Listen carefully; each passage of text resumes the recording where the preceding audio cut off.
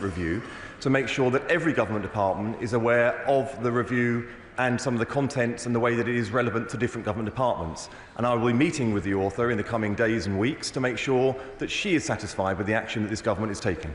Frank McNally. Question number 2, Mr. Speaker. Minister.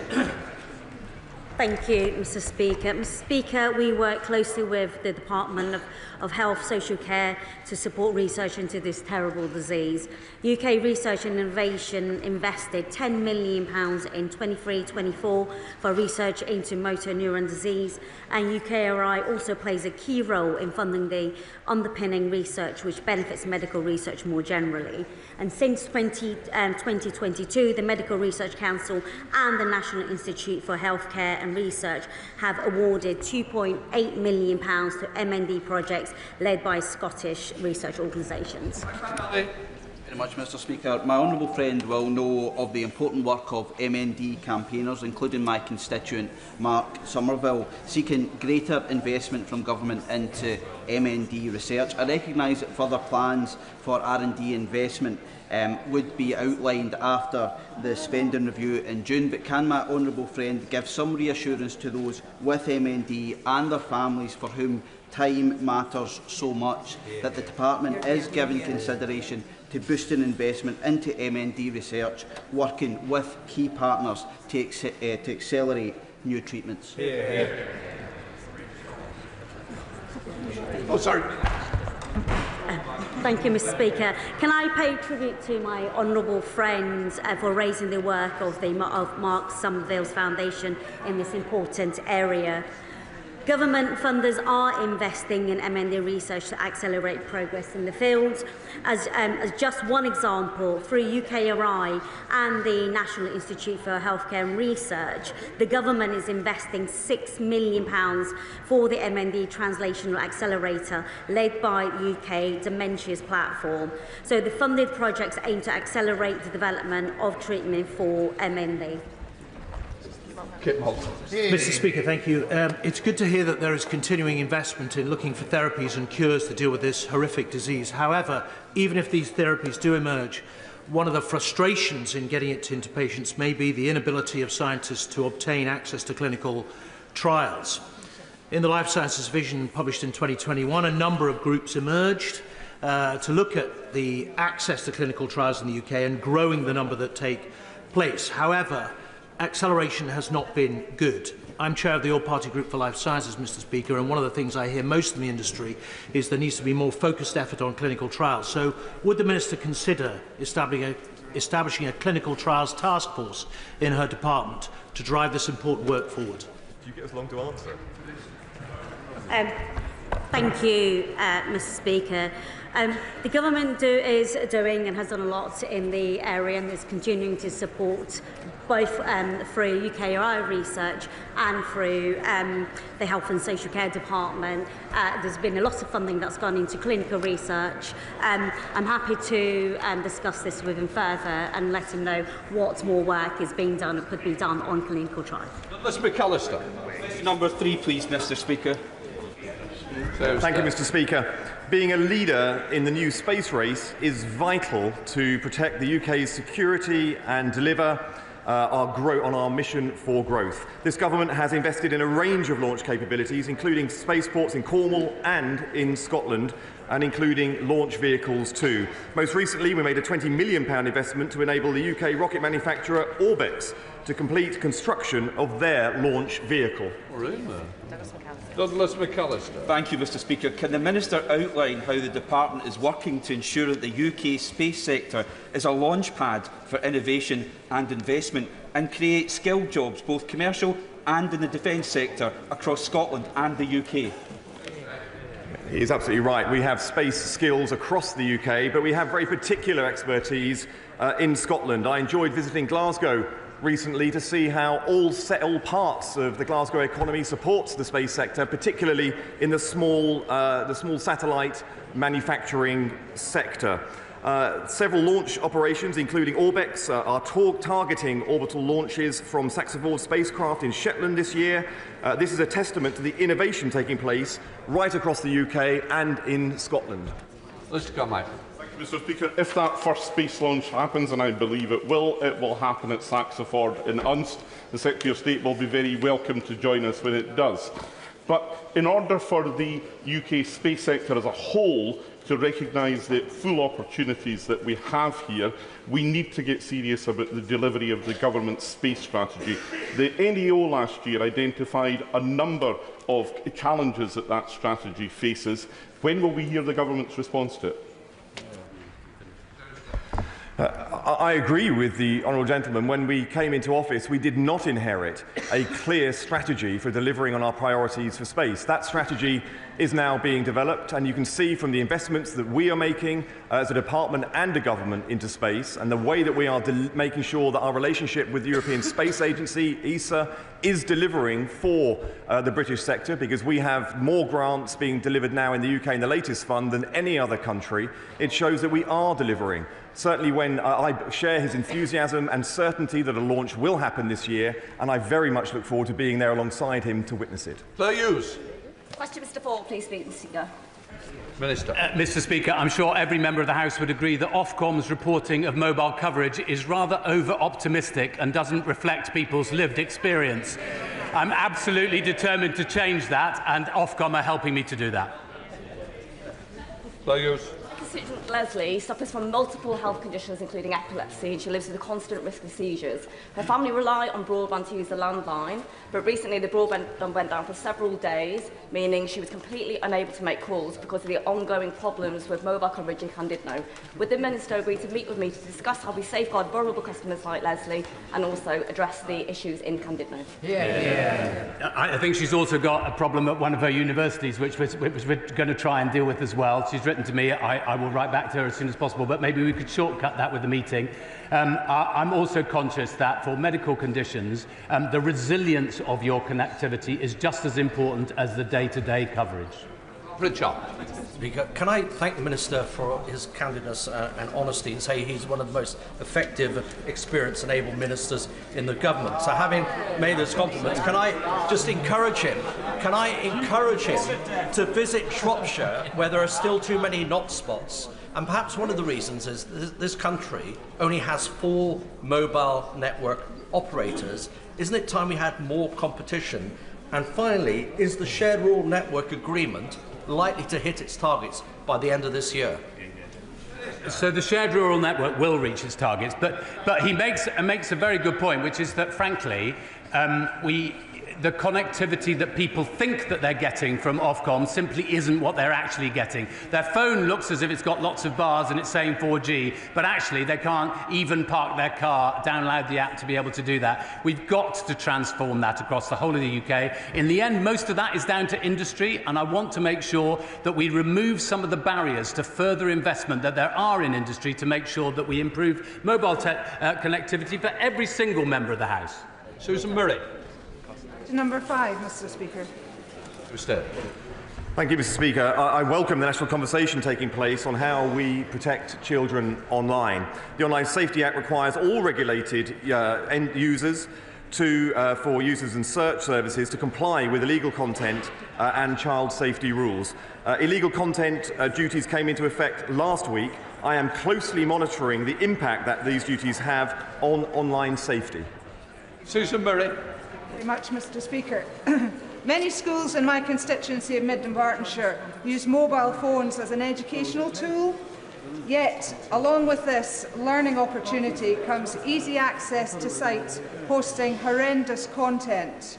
I would like to know how the government plans to tackle small foreign-based websites exposing people to graphic content, and what steps his department is taking to ensure that smaller platforms are adequately regulated to protect children from online harms. I'm grateful for her question and also the manner in which she expressed it, which expresses the complexity of use of smartphones and the benefits as well as the potential harmful aspects of it too. I can assure her that as of last week, the demand to take down illegal content has now come into force. I accept also that there is still illegal content online. I am watching closely at the way that Ofcom responds to the challenges that they have, and I think in the coming days and weeks you will see the action that will show how assertive that they intend to be, and I expect them to be in doing so. They also have a task force which is looking at the small but risky sites of which she mentions. I will be looking very closely and supporting Ofcom in their requirement to act in those circumstances. Polly Billington. Thank you, Mr. Speaker. The domestic abuse charity Oasis in my constituency has alerted me to the appalling situation that young women are being coerced to set up their own OnlyFans account to generate income. Can the Secretary of State outline what steps he is taking to ensure this sector can root out coercion and exploitation? She is a champion for these issues, and Oasis, the charity, a great charity, is lucky to have her voicing their work and the needs to make these radical changes to keep people safe online here in the House of Commons. I can assure her that the situation she has described breaches several aspects of law in this country, including the need to take down illegal content. I'll be watching closely, as she will, and working with her to make sure that these new powers and the powers that are coming online are effective, and how we adapt to these challenges into the future. Victoria College Liberal Democrat spokesperson. Thank you, Mr. Speaker. On my Safer Screens tour discussing online safety for children, students themselves are calling for action, whether they're talking about brain rot, the subtle but dangerous impact on their mental health, their self-esteem, their world outlook and their time. So does the Secretary of State agree with the Liberal Democrats that given this public health crisis and the massive profits that social media giants like Musk are making, that we should be looking to seek revenues from a digital service tax rather than cutting benefits to disabled families, disabled people and struggling families?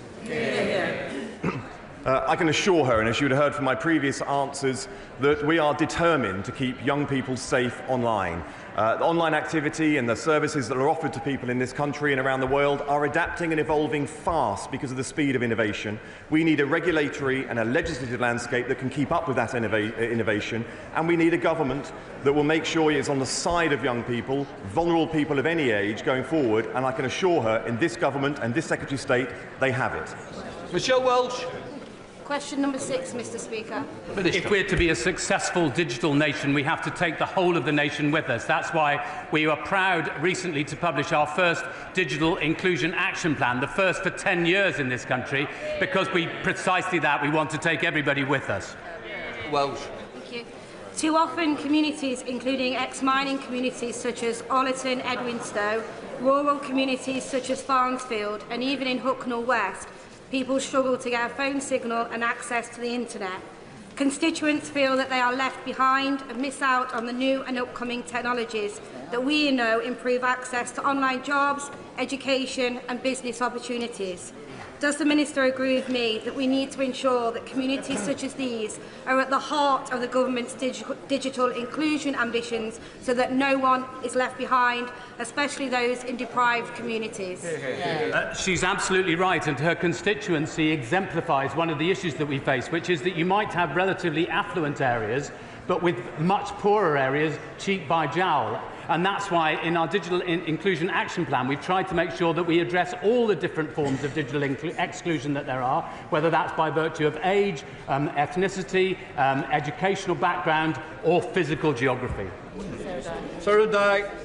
Speaker, lack of access to digital services prevents people from applying for jobs, studying or accessing healthcare. But CSCs such as Donate IT based in Wincanton are helping to bridge this gap by diverting IT equipment that was otherwise heading to landfill, by refurbishing the tech and distributing it to people and schools and groups who need it, helping to address digital poverty. So how does the Minister plan on supporting organisations such as this to prevent electrical waste going to landfill and tackling digital exclusion?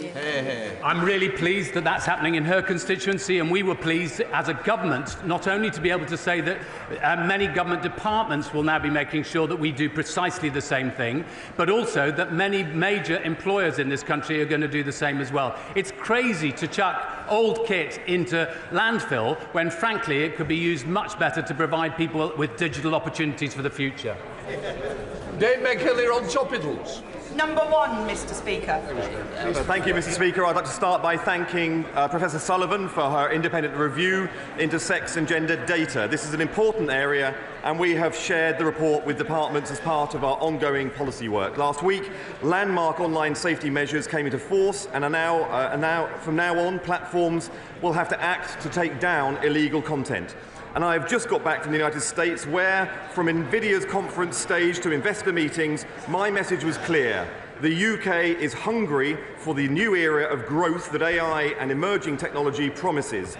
As the Chancellor shares her spring statement, that is an era that I will keep working with her on to deliver.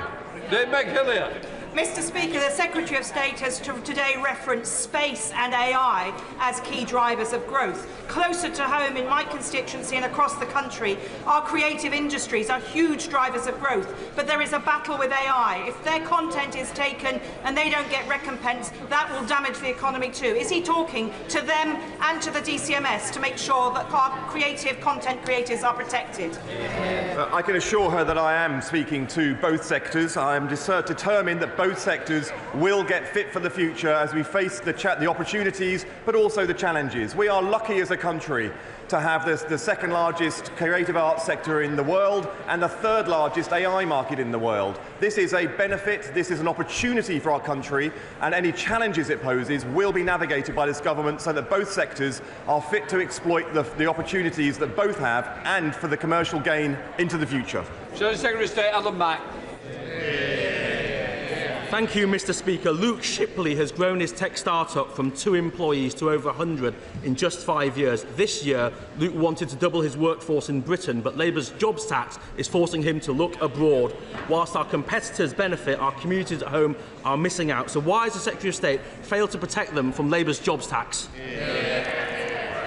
I can assure the business that he is referring to that they will have an economic environment that is not only having the foundations of our economy fixed, but it is facing the future. And the very fact that so many people from globally and organisations around the world are now building out in the UK shows that we have the best regulatory, the best legislative and the best economic environment to invest in Britain and thrive as a tech sector into the future. Thank goodness it's this government doing it and not the decline offered by his government of the past. Mr Speaker, Luke says Labour's jobs tax is a huge blow to Britain's tech sector, and he is absolutely right. Jobs are being destroyed, investment is down, and our wealth creators are leaving the country. Why is the Secretary of State not clearing up the Chancellor's mess?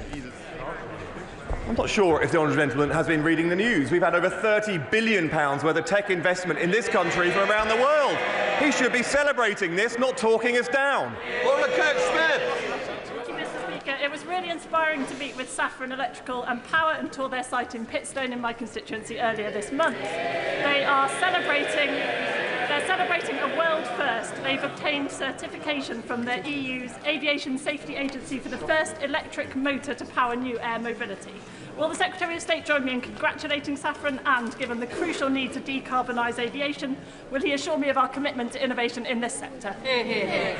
I was so happy to learn about the work that Saffron is doing. They are leading the world when it comes to electric motors for the aviation sector. The first, in fact, to receive certification from the EU Aviation Safety Agency for powering the generation of air mobility into the future. So yes, this is a government that is supporting that kind of innovation and making sure that it is leading the world for innovation, job creation, wealth creation for our country, and solving the big challenges the world faces into the future. Thank you very much, Mr Speaker. I recently spoke at a United Nations event hosted by the French, which looked at how pornography and extreme content is contributing to misogynistic and toxic behaviour towards women. So can you please tell us what this government is proposing to do to implement the recent recommendations of the report commissioned by the previous government? I'm grateful for her question. She raises a very important point. I've met with Baroness Burton, the author of the report, and I'm seeking ways to make sure that the issues that she raised in it are acted upon.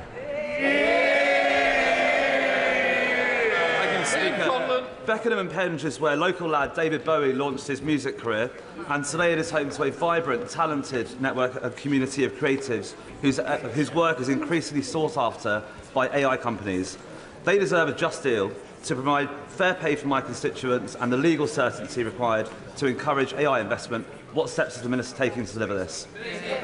We are a creative content superpower in this country, and we will do absolutely nothing to undermine it. We want to make sure that people are properly remunerated for their work and make sure that AI companies have access to the high-quality data that they need to be able to deploy effectively in this country. Jeremy Hunt.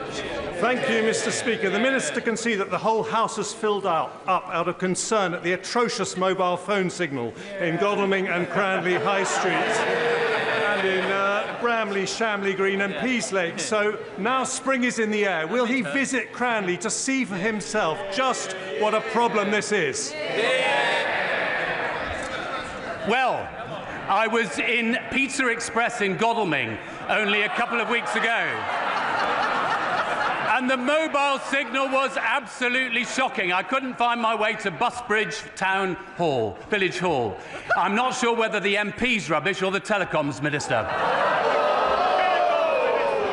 On which case, we'll move on to Prime Minister's questions. John Slinger. Question number 1, please, Mr. Speaker. Prime Minister. Thank you, Mr. Speaker. Today's spring statement will showcase a government going further and faster on the economy, green-lighting the Lower Thames crossing, investing £2 million for 18,000 affordable homes for working families, 60,000 young people being trained, the next generation of construction workers, and fixing millions of potholes. We're undoing a decade of stagnation, delivering jobs and opportunities for working people and securing Britain's future. Mr. Speaker, tomorrow I'll meet President Macron in Paris to discuss further our efforts to secure a lasting peace in Ukraine.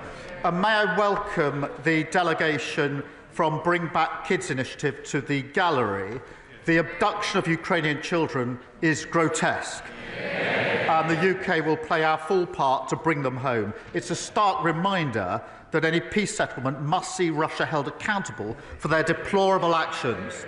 Mr. Speaker, this morning I have meetings with ministerial colleagues and others. In addition to my duties in this House, I shall have further such meetings later today. John Slinger.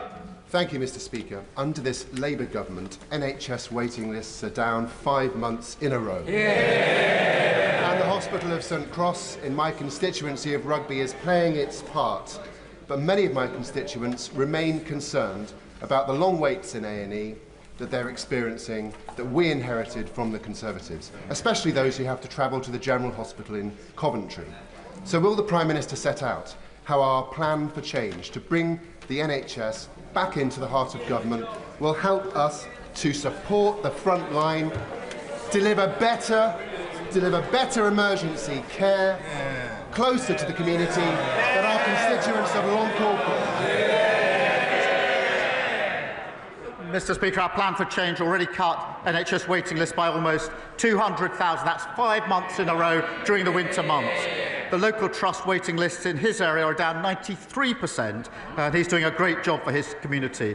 We've already delivered 2 million extra appointments that we promised because of the record investment in the budget. The party opposite can't have it both ways. If they welcome NHS investment, they can't criticise raising the money to pay for it. Leader of the Opposition, Kemi Beardall. Mr. Speaker, in 30 minutes, we will hear the Chancellor's emergency budget. Even the Home Secretary's husband calls it an emergency budget, as she scrambles to fix the mess she made last October. But first, let's turn to another government minister who is making a mess of her brief, the Education Secretary. Why did Labour MPs vote against banning phones in schools last week? Prime Minister. Because it's completely unnecessary. I've got teenage children. Almost every school bans phones in school. They do it already. We need to concentrate on what's really important here, which is getting to the content that children shouldn't be accessing. That's where I would genuinely like to work across the House, because I think there's a huge amount of work to do. But the battle is not with schools that are already banning phones in school. The battle, and this is an important emerging battle, is to work together to ensure that we can ensure that the content that children are accessing, wherever they are, is suitable for their age. Mr. Speaker, we can look at the content, but if the ban is unnecessary, then why is it that they've started a review? Just last week, his Education Secretary called a ban a big gimmick, yet teachers and head teachers say the evidence already shows that schools that ban phones get better results. And he's wrong. Not all schools do this. Only 1 in 10 schools are smartphone-free. So will he U-turn on this? We need to ensure that all schools do this, but the vast majority do. It is really important that we focus on the battle we have to have with mobile phones, which is the content that children are able to access. And we need to ensure that that is controlled wherever they are. So it's a question of having the right battle on the right issue, not wasting time on something where almost all schools are already banning mobile phones. Mr. Speaker, I'm surprised that the Prime Minister would say this. His own government evidence says that phones disrupt nearly half of GCSE classes every single day. Discipline is the #1 issue in many schools. Under the Conservatives, schools became twice as likely to be good or outstanding after going through our behaviour programme. So why did the Education Secretary abolish that programme? Prime Minister. Mr. Speaker, she talks about the record of the last government. Under their watch, 1/3 of children started school without appropriate level development, and that is not being able to use a knife and fork. 1/4 left primary school without the required standard of reading, writing and maths, and 1 in 5 was regularly absent. That's why we're pushing up standards, more information from Ofsted, transparency for parents, more interventions where schools need it. Mr. Speaker, he's not answering the question about discipline in schools because he doesn't care about discipline in schools. Everything he does is ideological, and his decisions are costing schools so much. The national insurance hike means every state school in the country has to pay more for teachers. The Education Secretary promised to compensate schools in full for the jobs tax. Why hasn't it happened? Prime Minister. Mr. Speaker, it was Labour that introduced academies. We pushed up standards. And this is not ideological. I'm a parent of 2 teenage children, both of whom go to a state school. So I'm vested in this, and it matters hugely to me. Nothing ideological about it. That is why we're driving up standards, as we always have done. Mr. Speaker, he didn't answer the question about compensating schools for the jobs tax. That is costing schools a lot of money. The CEO of the United Learning Group says the grant that they gave is 20% short. Some schools will face shortfalls of up to 35%. Can he guarantee that no teacher will lose their job as a result of his jobs tax? Mr. Speaker, this government at the budget that put a record amount into our schools, just as we put a record amount into our NHS and into our public services. We were utterly failed under the last government. But yet again, she wants all the benefits, the NHS, but she can't say how she's going to pay for it. That's what got us into the mess in the first place. Mr. Speaker, the whole House will have heard that he could not guarantee that teachers' jobs are safe. Not only is he taxing schools, he's also lowering standards. He talks about our record. I'll tell him what our record was. Under the Conservatives, English schools shot up the international league tables, while schools in Labour-run Wales, standards fell. Academy freedoms led to the biggest improvement of standards in a generation, but the Education Secretary is attacking them with her reforms. Can the Prime Minister point to any evidence at all, that these discredited academy reforms will improve school standards? Prime Minister. Yes, take the example of schools going into academies. The vast majority of schools are already academies. Therefore, we need to think again about what we do about failing schools that are already academies. We need to go on to the next chapter. And they never take the big decisions, and that's why we ended up their record. Open borders, which she was the cheerleader for, a crashed economy, mortgages through the roof, the NHS on its knees, hollowed out armed forces, and what have we got already under this government? 2 million extra NHS appointments, 750 breakfast clubs, including one in her constituency, record numbers of people being returned who shouldn't be here, and fully funded increase in defence spending. That's the difference a Labour government makes. Thank you, Mr. Speaker. I recently visited Harlow College and saw the work they were doing training the bricklayers and electricians of the future. Would the Prime Minister agree with me that the work that FE colleges like Harlow College do is vital for the house building that we need for future generations? And what will his government do to support Harlow's next generation? Prime Minister. He's a great champion for his constituents. We are investing £600 million to train up to 60,000 more skilled house builders so we can support the next generation and deliver 1.5 million new homes. We're creating technical excellence colleges and investing in Stansted Airport, creating 5,000 jobs nearby, which will create more opportunities for young people in Harlow. Leader of the Liberal Democrats, Red David. Thank you, Mr. Speaker. The British drama Adolescence has shone a much-needed spotlight on the enormous damage being done by social media to the minds of many of our young people, especially teenage boys. We've argued social media giants should be much more toughly regulated and pay more tax so we can defend our young people from this harm. We've had disturbing reports that the government is considering scrapping the digital services tax and watering down Britain's online safety legislation to appease President Trump and his co-president, Elon Musk. So will the Prime Minister today categorically rule out both of these things and make it clear that he will guarantee that British laws on tax and social media will be written in this House and not the White House? Well, yes, of course, as he well knows. On the point he makes about online safety, it is important. There are new measures coming in the next few months which are very important under the Act, and we need to see whether we can go further on this issue, because there are concerns as to whether they go far enough. But will the laws be made in this place? Of course they will. Red David. Well, I'm grateful for the Prime Minister's reply on the social media laws, but he didn't answer the point on the digital services tax, and we will come back to that.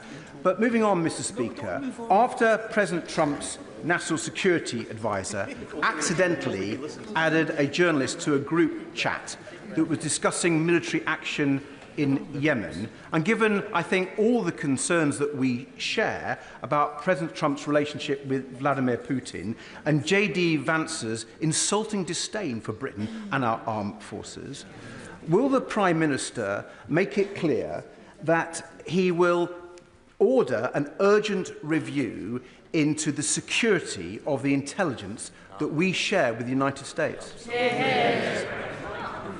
Mr. Speaker, we work with the United States on a daily basis, and I think the honourable gentleman would like to think of himself as sort of reasonable, and when he's not jumping in Windermere, quite serious. But unpicking our relations with the US on defence and security is neither responsible nor serious. So, judges. Thank you, Mr. Speaker. Medina from Lyminge in my constituency is registered blind, and she recently told me how she had been failed by the broken social security system left behind by the Conservatives. She faced great difficulties in getting support from access to work, which is essential across my Ashford constituency, and was not helped to find paid employment. It is so important that disabled people who want to work are supported to do so. What is the Prime Minister's message to Medina and others like her who have been abandoned and shut out of employment for far too long? Every person should have the right to work, and we will always protect the most severely disabled and those with lifelong health conditions. For Medina and the 200,000 others like her who can work and want to work, we need to support them. And that's why we're investing £1 billion in personalised tailoring employment programmes and introducing the right to try work guarantee. The party opposite presided over a failed system that didn't help them and then blamed them. We will never do that. Stephen Flynn. Mr. Speaker, those who know me well know that I don't talk of this often, but for half of my adult life, I was physically disabled. Indeed, when I first walked through the doors of this here chamber, I did so with a crutch in my right arm to support my body weight. I know how it feels.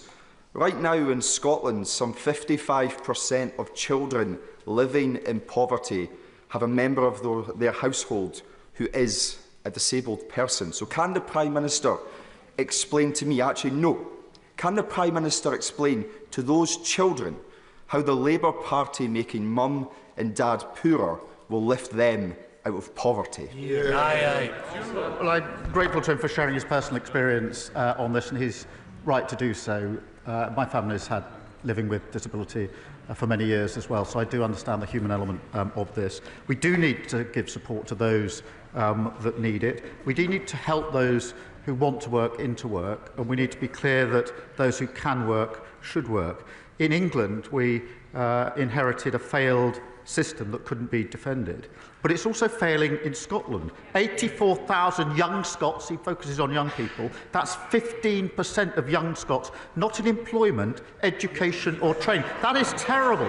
Almost 300,000 Scots economically inactive due to temporary or long-term illness.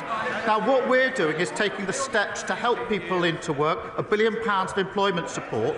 They have record funding under the government, under the budget. What are they going to do to help the young Scots who have been failed by their government? Andrew Ranger. Thank you, Mr. Speaker. The Wrexham and Flintshire Investment Zone is one of the flagship examples of how, when this government talks about kick-starting economic growth, it means it. This £160 million plan will breathe new life into the local economy, create 6,000 good local jobs, meaning that for young people in Wrexham, they will be able to find more opportunities on their doorstep. Will the Prime Minister join with me in welcoming this important development for North Wales and the potential it unlocks? Well, it is really important that we unleash the economic potential of North Wales, including kick-starting the investment zone, backed by major businesses, Mr. Speaker, like Airbus and JCB, to leverage £1 billion of private investment, investing £975 million to benefit aerospace workers at Broughton, where I met the fantastic young workers there, and securing £1 billion investment in Shotton Mill, securing 300 jobs on Deeside. And we put a record amount of money into the Welsh Government at the budget, a budget decision which was opposed by Plaid. Sir Julian Lewis.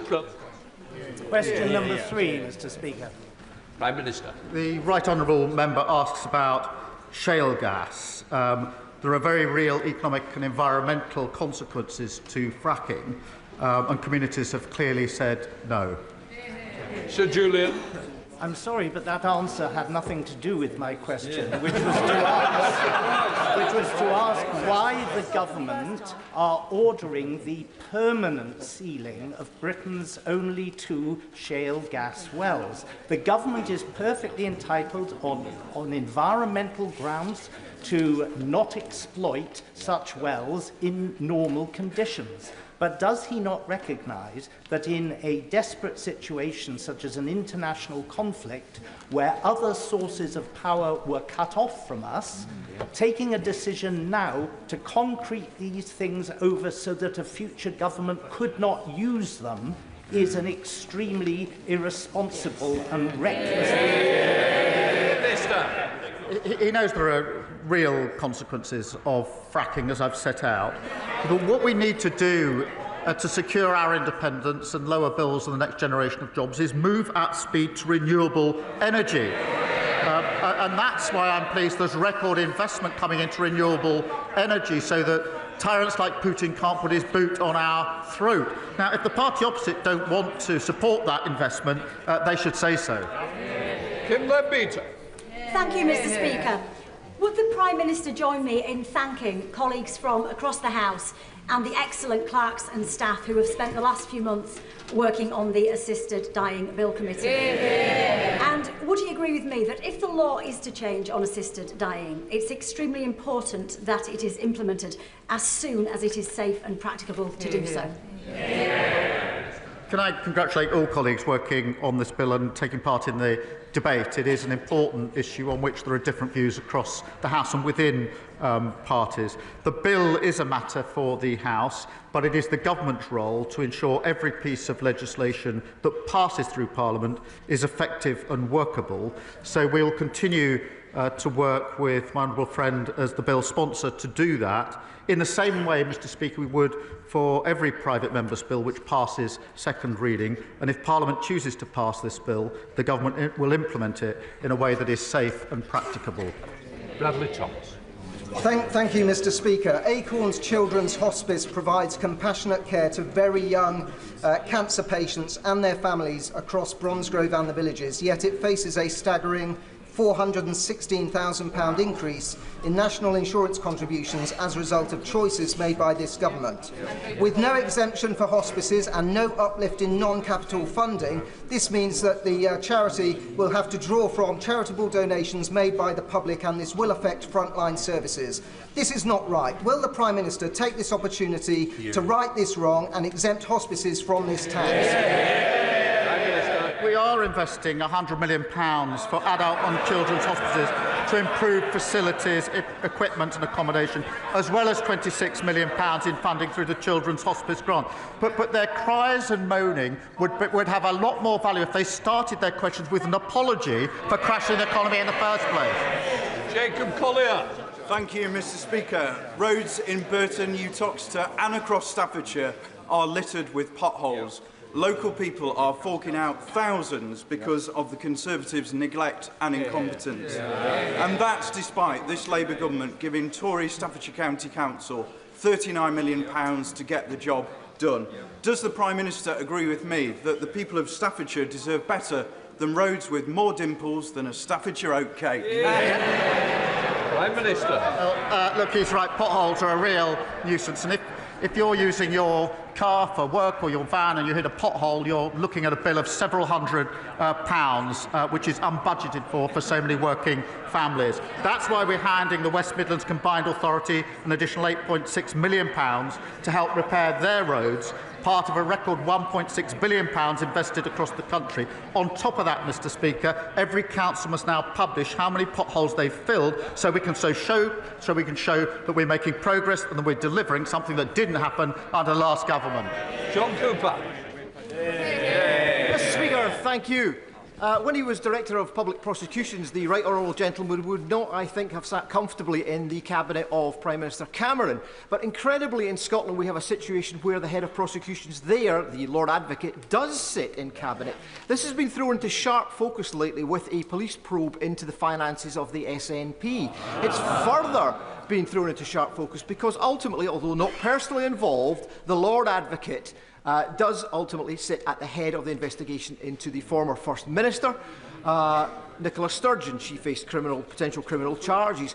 This situation has been created by the SNP. They will not fix it. Does it sit with this House to amend this situation? Prime Minister. Well, I'm grateful to this is a really important issue, and Labour in Scotland have been clear that they'd separate this role. That's the right thing to do for the reasons that have just been articulated. It's the obvious thing to do, and that's obviously what we do in England and Wales. Now, there have been calls for a review on this since 2021, but the SNP has not acted fast on those reviews. They really do need to bring forward proposals now to deal with the problems been sitting there for a very, very long time. Thank you, Mr Speaker. Can I join the Prime Minister in welcoming the delegation from Bring Back Kids, who are trying to return the tens of thousands of children abducted by Vladimir Putin, an act of pure evil. The Prime Minister will be aware that they've been working with the Yale University Humanitarian Lab, who were tracking thousands of those children inside Russia until recently. I say until recently because they've had their long-term funding removed. Will we consider using our existing contributions to the Partnership Fund for a Resilient Ukraine to restore that important work that they're doing, and in doing so restore the hope that those children can be returned to their anguished families? Well, I'm grateful to him for emphasising this again. Russia's abduction of Ukrainian children is sickening, and I think across the House we would all agree on that. A peace settlement in Ukraine must see Russia held to account and the children reunited with their families. And specific reference to his question, the UK is playing our full part in international efforts, including funding the Bring Kids Back initiative through the Partnership Fund for a Resilient Ukraine. And I want to reassure the whole House will do everything we can to see these children returned and reintegrated as safely and as quickly as is possible. Thank you very much, Mr. Speaker. The 7-year-old adoptive daughter of my constituent Sarah suffered immense trauma in her early years.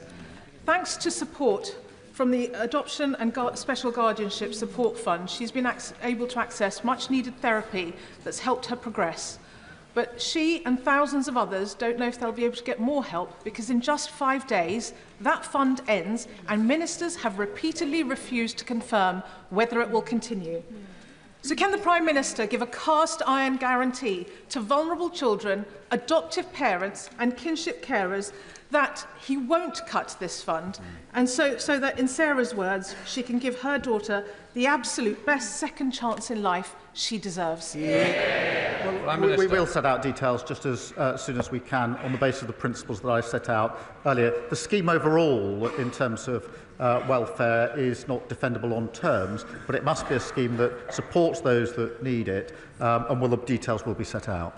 Thank you very much, Mr. Speaker. While our nation was being engulfed last year by racist riots in Slough, Christians, Hindus, Jews, Sikhs, people of faith and no faith openly declared that if anybody tried to attack a mosque in our town, we'd stand in solidarity with our local Muslim community to protect it. However, since then, many have become more fearful with a rise in Islamophobic attacks, including this month at a mosque in Aberdeen. So can my right honourable friend, the Prime Minister, confirm to the country what steps is the government taking to tackle such hate crime and promote community cohesion so that those seeking to divide our British society are not allowed to succeed?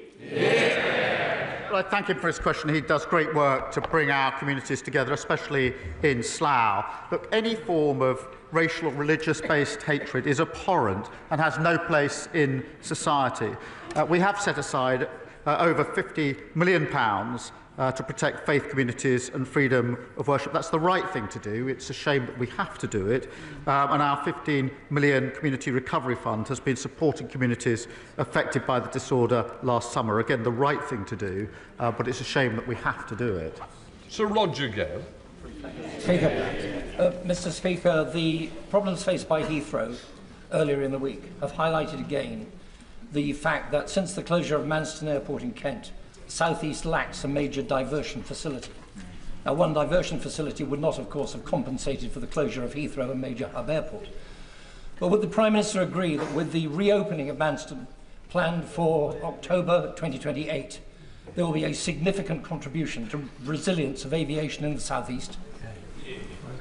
Well, look, he's right to raise the concern about the situation in Heathrow. I think everybody is very concerned by what happened last week. There are clearly questions that need to be answered on a number of fronts in relation to what happened, and an investigation is ongoing. But I'm not going to announce particular parts of our policy and strategy here at this stage. Irene Campbell.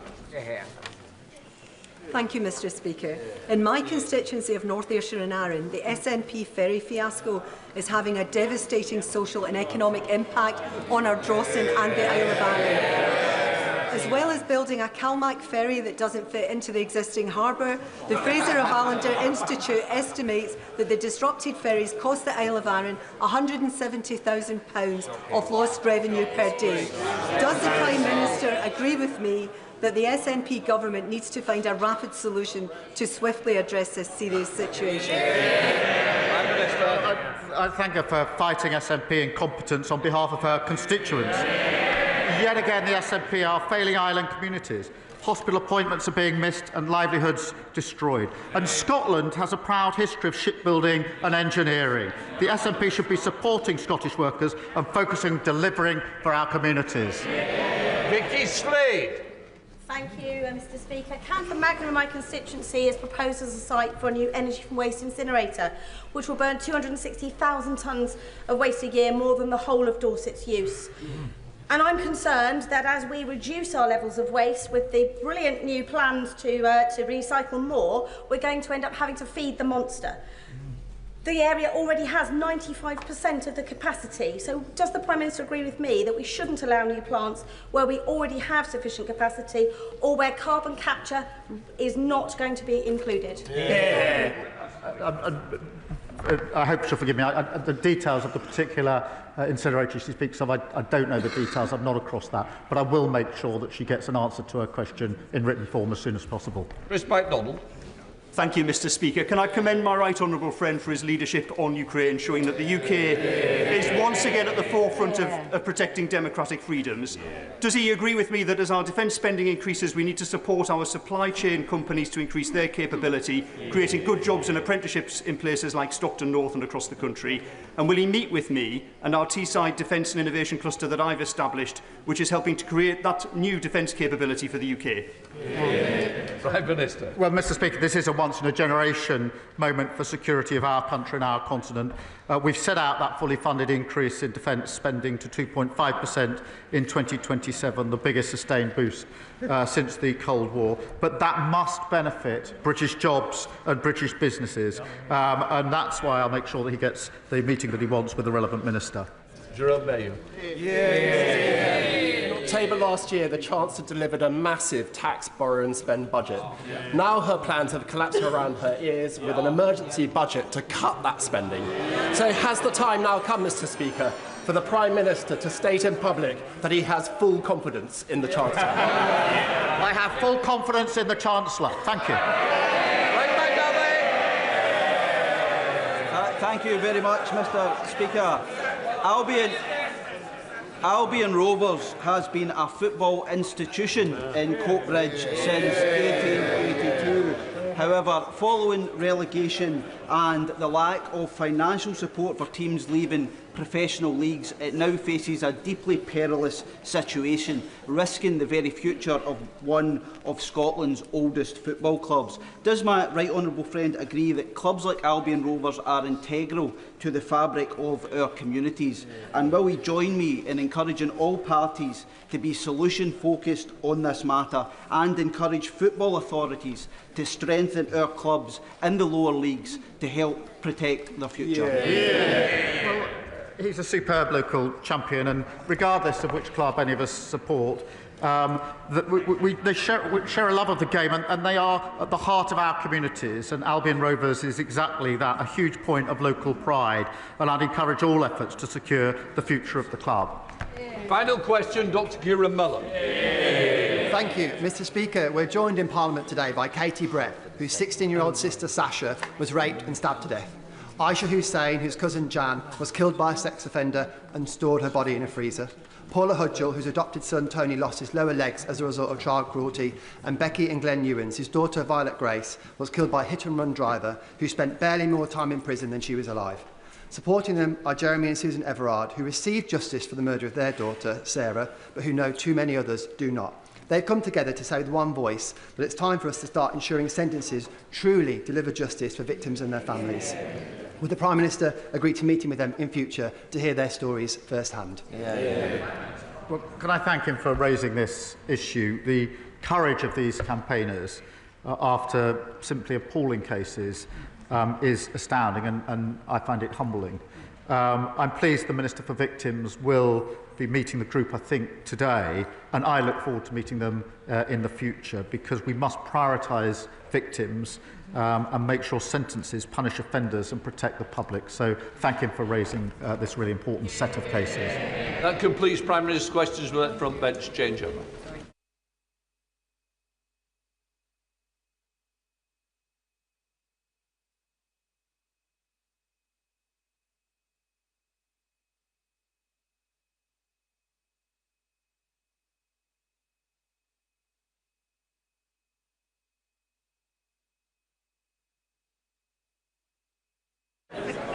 Right, we now come to the spring statement. Chancellor of the Exchequer, Rachel Reeves.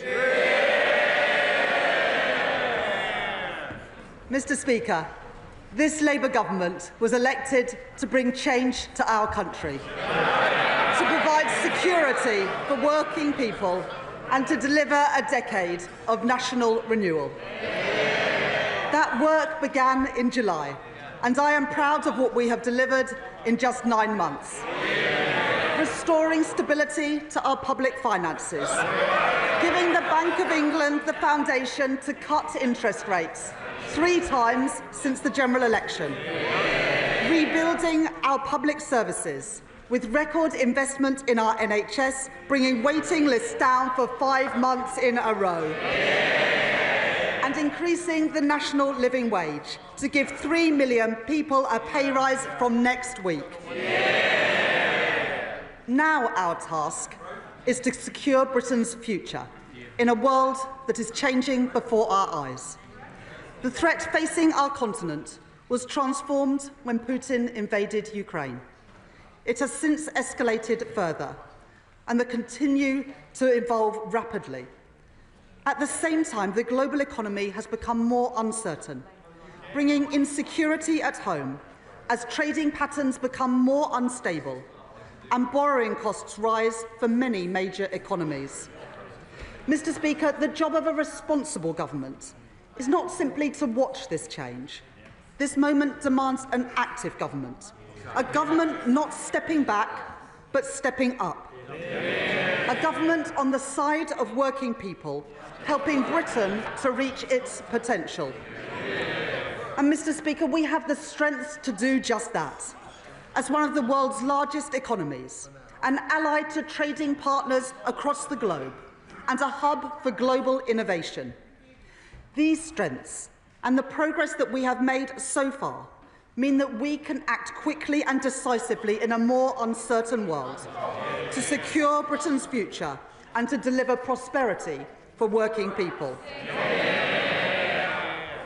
Mr. Speaker, as I set out at the budget last year, I am today returning to the House to provide an update on our public finances, supported by a new forecast from the Independent Office for Budget Responsibility. Ahead of a full spending review in June, I will then return to the House in the autumn to deliver a budget in line with our commitment to deliver just one major fiscal event a year. So let me now turn to the OBR's forecasts. And I want to thank Richard Hughes and his team for their dedicated work. The increased global uncertainty has had 2 consequences. First, on our public finances, and second, on our economy.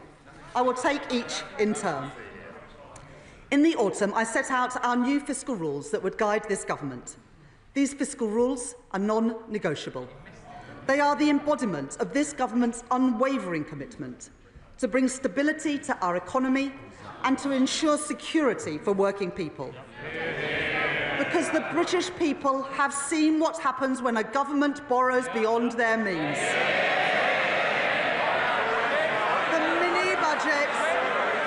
The mini-budget delivered by the party opposite resulted in higher bills, in higher rents and higher mortgages. And, Mr. Speaker, it was not the wealthy who suffered most when they crushed the economy. It was ordinary working people. And they continue to feel the effects, 2.5 years later, of the damage that the party opposite did. Now, let me be clear. There is nothing progressive, there is nothing Labour about working people paying the price for economic irresponsibility. The British people put their trust in this Labour government because they knew that I would never take risks with the public finances, that we would never do anything to put household finances in danger, and we must earn that trust every single day. The 2 rules that I set out at the budget were first, our stability rule, which ensures that public spending is under control, balancing the current budget by 2029-30, so that day-to-day spending is met by tax receipts. Second, our investment rule, to drive growth in the economy, ensuring that net financial debt falls by the end of the forecast period, while enabling us to invest alongside business. Turning first to the stability rule, the OBR's forecast shows that before the steps that I will take in this statement, the current budget would have been in deficit by £4.1 billion in 2029-30, having been in surplus by £9.9 billion in the autumn, as the UK, alongside our international peers like France and Germany, has seen the cost of borrowing rise during this period of heightened uncertainty in global markets. As a result of the steps that I am taking today, I can confirm that I have restored in full our headroom against the stability rule, moving from a deficit of £36.1 billion in 2025-26 and £13.4 billion in 2026-27 to a surplus of £6.0 billion in 27-28, £7.1 billion in 2028-29 and a surplus of £9.9 billion in 2029-30. That compares to the headroom left by the previous government of just £6.5 billion. That means we are continuing to meet the stability rule 2 years early, building resilience to shocks in this, a more uncertain world. The OBR forecast that the investment rule is also met 2 years early, with net financial debt of 82.9% of GDP in 25-26 and 83.5% in 26-27, before falling to 83.4% in 27-28, in 83.2% in 2028-29, and then to 82.7% in 2029-30, providing headroom of £15.1 billion in the final year of the forecast, broadly unchanged from the autumn. After the last government doubled the national debt,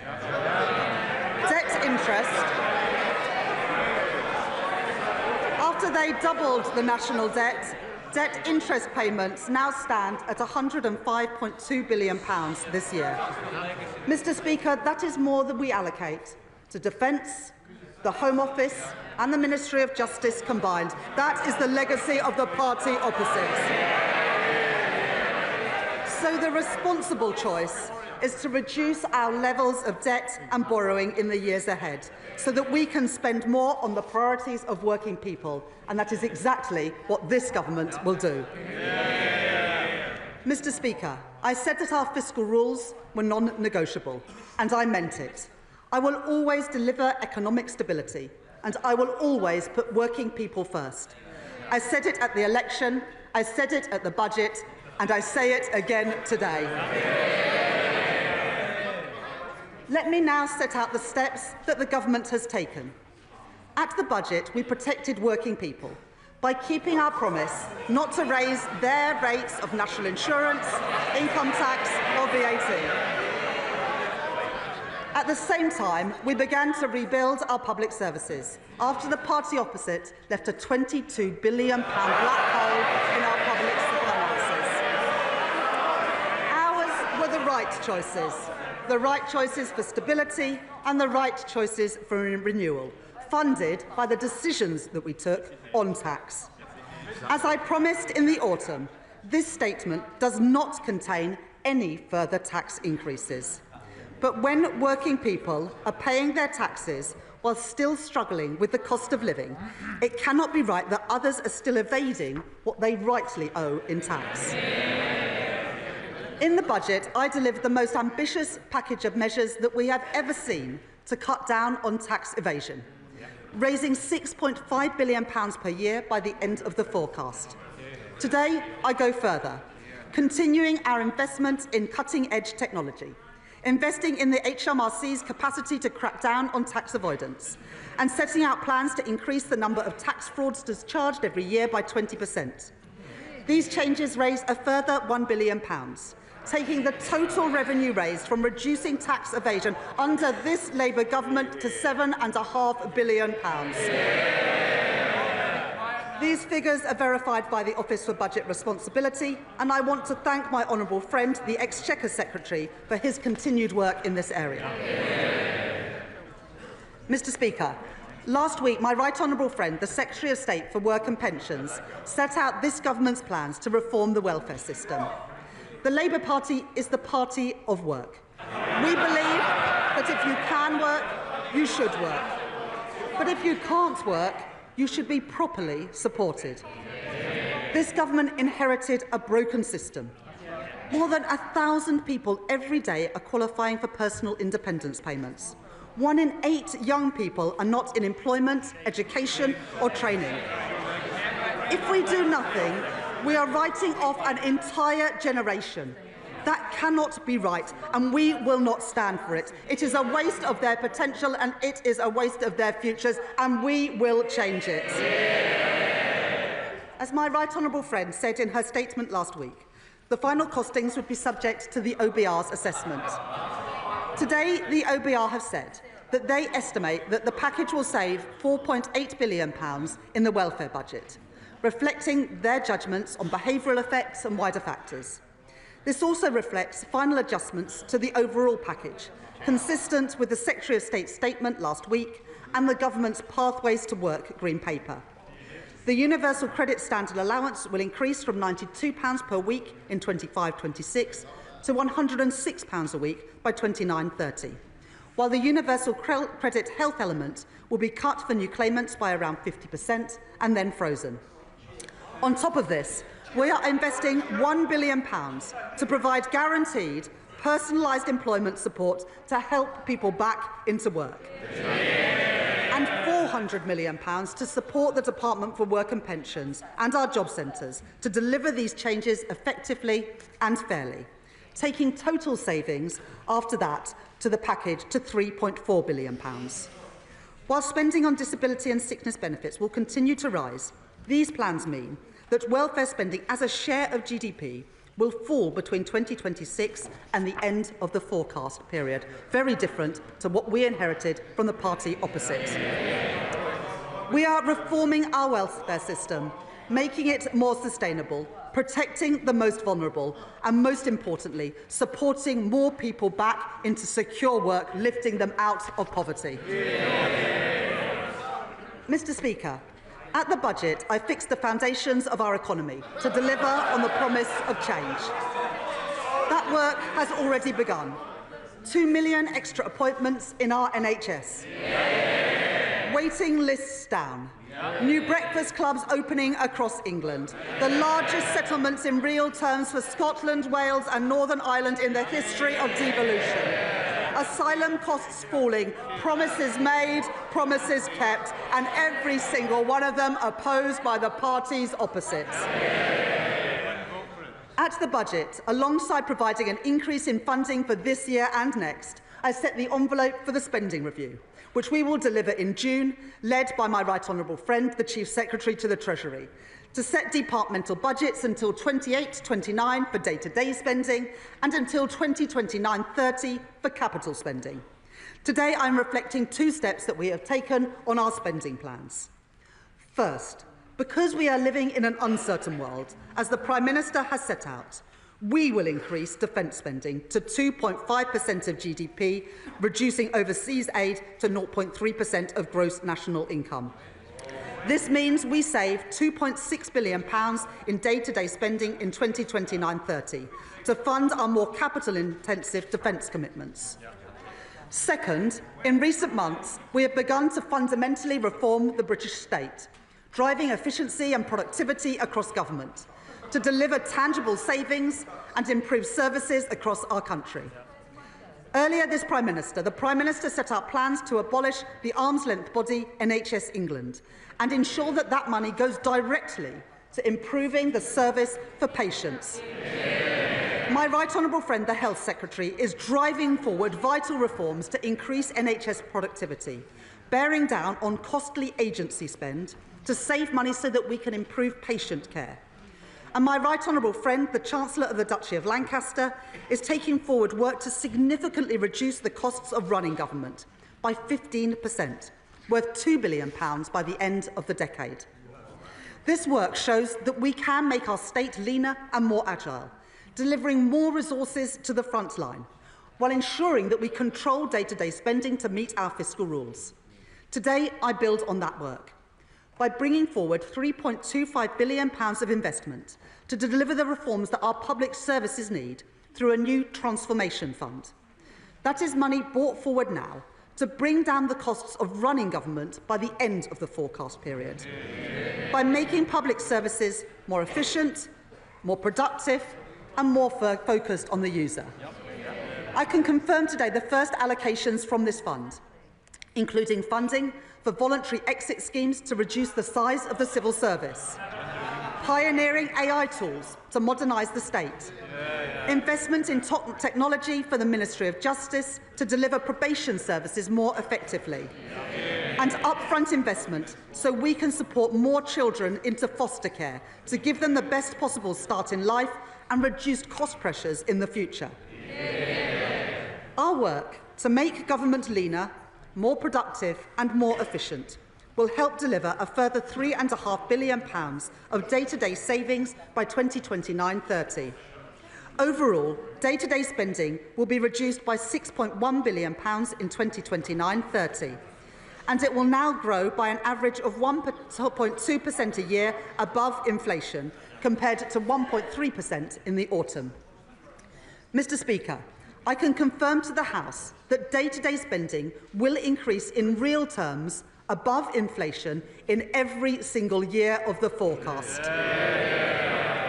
And in the spending review, apart from the reductions in overseas aid, day-to-day spending across government has been fully protected.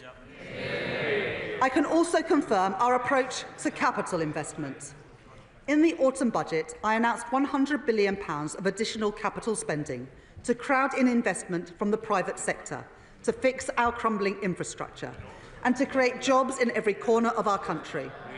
Today, I am not cutting capital spending, as the party opposite did, time and time again, because that choked off growth, and it left our school roofs literally crumbling. That was the wrong choice. It was the irresponsible choice. It was the Tory choice. Today, I am instead increasing capital spending by an average of £2 billion per year compared with the autumn, to drive growth in our economy and to deliver in full our vital commitments on defence. This government will ensure that every pound we spend will deliver for the British people by increasing productivity, driving growth in our economy and improving our frontline public services.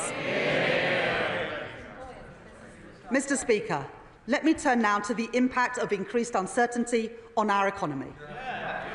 To deliver economic stability, we must work closely with the Bank of England, supporting the Independent Monetary Policy Committee to meet their 2% inflation target. There have been 3 interest rate cuts since the general election, and today's data showed that inflation fell in February.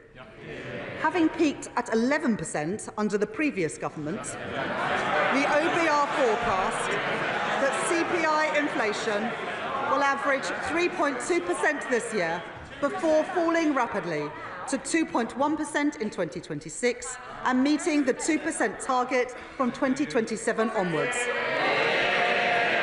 giving families and businesses the security that they need and providing our economy with the stable platform it needs to grow. Mr. Speaker, earlier this month, the OECD downgraded this year's growth forecast for every G7 economy, including the UK. And the OBR have today revised down our growth forecast for 2025, from 2% in the autumn to 1% today. I am not satisfied with these numbers, and that is why we on this side of the House are serious about taking the action needed to grow our economy. Backing the builders, not the blockers, with a 3rd runway at Heathrow Airport and the Planning and Infrastructure Bill. Increasing investment with reforms to our pension system and a new National Wealth Fund. And tearing down regulatory barriers in every sector of our economy. That is a serious plan for growth. That is a serious plan to improve living standards. That is a serious plan to renew our country. Mr. Speaker, a changing world presents challenges, but it also presents new opportunities for new jobs and new contracts in our world-class defence industrial centres, from Belfast to Deeside and from Plymouth to Rosyth. In February, the Prime Minister set out our government's commitment to increase spending on defence to 2.5% of GDP from April 2027, the biggest sustained increase in defence spending since the end of the Cold War. with an ambition to spend 3% of GDP on defence in the next Parliament. That was the right decision in a more insecure world, putting an extra £6.4 billion into defence spending by 2027. But we have to move quickly in this changing world, and that starts with investment. So today I can confirm that I will provide an additional £2.2 billion for the Ministry of Defence in the next financial year, a further down payment on our plans to deliver 2.5% of GDP by 2027. This additional investment is not just about increasing our national security, but increasing our economic security too. As defence spending rises, I want the whole country to feel its benefits. So I will now set out the immediate steps that we are taking to boost Britain's defence industry and to make the UK a defence industrial superpower. We will spend a minimum of 10% of the Ministry of Defence's equipment budget on new novel technologies, including drones and AI-enabled technology, driving forward advanced manufacturing production in places like Glasgow, in Derby and in Newport, creating demand for highly skilled engineers and scientists, and delivering new business opportunities for UK tech firms and start-ups. We will establish a protected budget of £400 million within the Ministry of Defence, a budget that will rise over time for UK defence innovation, with a clear mandate to bring innovative technology to the front line at speed. And we will reform our broken defence procurement system, making it quicker, more agile and more streamlined, and giving small businesses across the UK better access to Ministry of Defence contracts, something welcomed by the Federation of Small Businesses. We will take forward our plan for Barrow, a town at the heart of our nuclear security, working with my honourable friend, the member for Barrow and Furness, and providing £200 million, supporting the creation of thousands of jobs there. We will regenerate Portsmouth Naval Base, securing its future, as called for by my honourable friend, the member for Portsmouth South. We will secure better homes for thousands of military families, the homes that they deserve, denied to them by the previous governments. Homes for our military families in constituencies of my honourable friends for Plymouth Moorview, Plymouth Sutton and Devonport, York Outer and in Aldershot. That is the difference that this Labour government is making.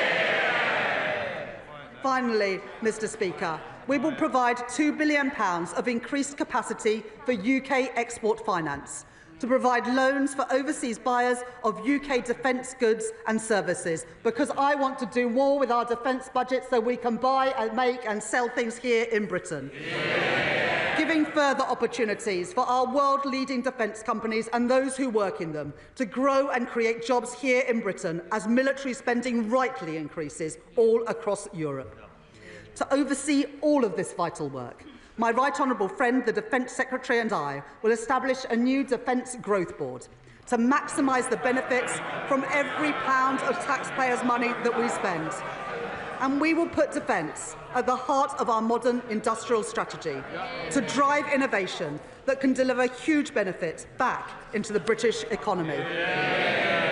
Mr Speaker, that is how we make our country a defence industrial superpower. So the skills of the future, the jobs of the future and the opportunities of the future can be found right here in the United Kingdom.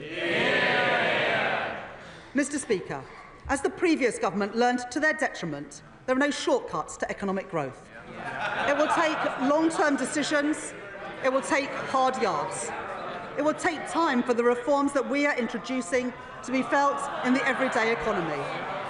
It is right that the Office for Budget Responsibility consider the evidence and look carefully at measures before recognising a growth impact in their forecast. But, Mr Speaker, I can announce to the House that the OBR have considered and have scored one of the central planks of our plan for growth. In my first week as Chancellor, I announced that we were pursuing the most ambitious set of planning reforms in decades to get Britain building again. And in December, we published changes to the National Planning Policy Framework, driven forward tirelessly by my right honourable friend, the Deputy Prime Minister.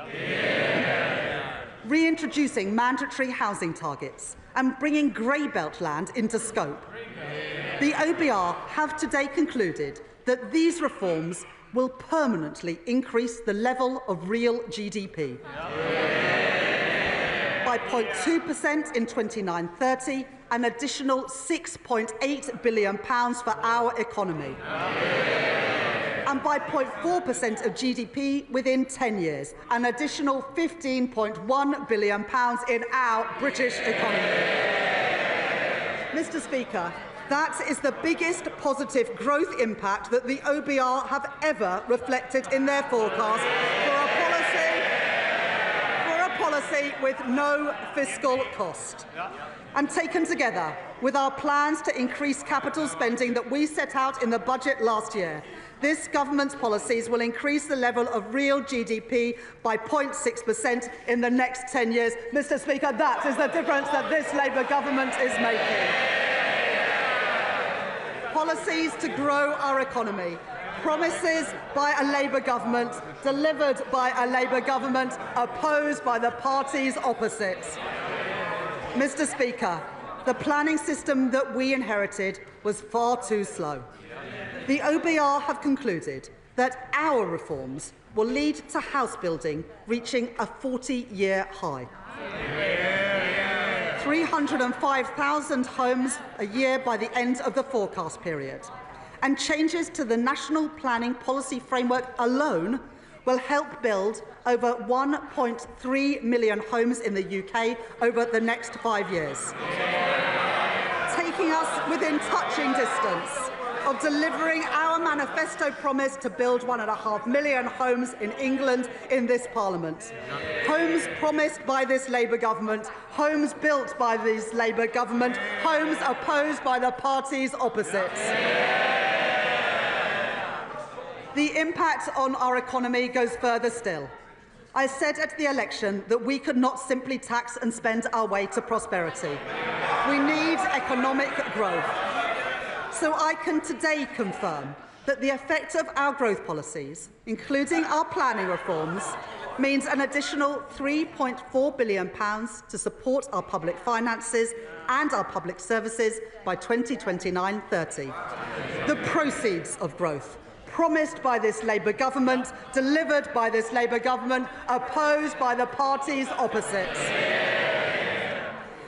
Mr. Speaker, earlier this week, we provided an additional £2 billion of investment in social and affordable homes next year, delivering up to 18,000 new homes and allowing local areas to bid for new development across our country, including sites in Thanet, in Sunderland and in Swindon. More security for families across our country, promised by this Labour government, delivered by this Labour government and opposed by the parties opposite. And to build these new homes, we need people with the right skills.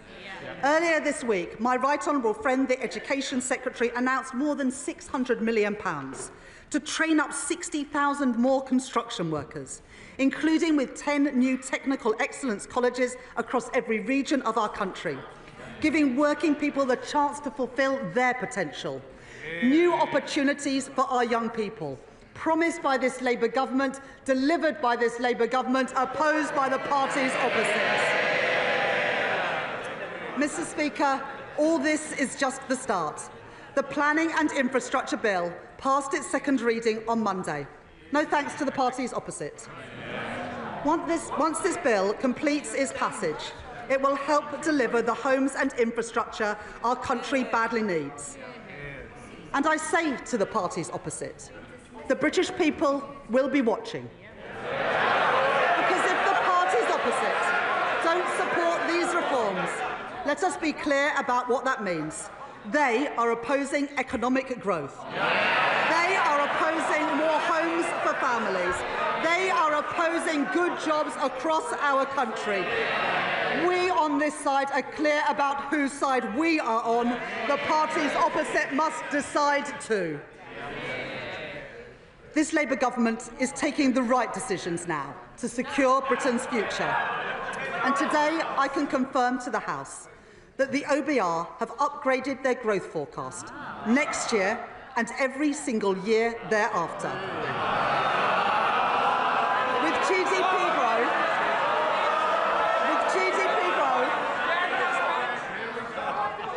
With GDP growth of 1.9% in 2026, of 1.8% in 2027, 1.7% in 2028 and 1.8% in 2029.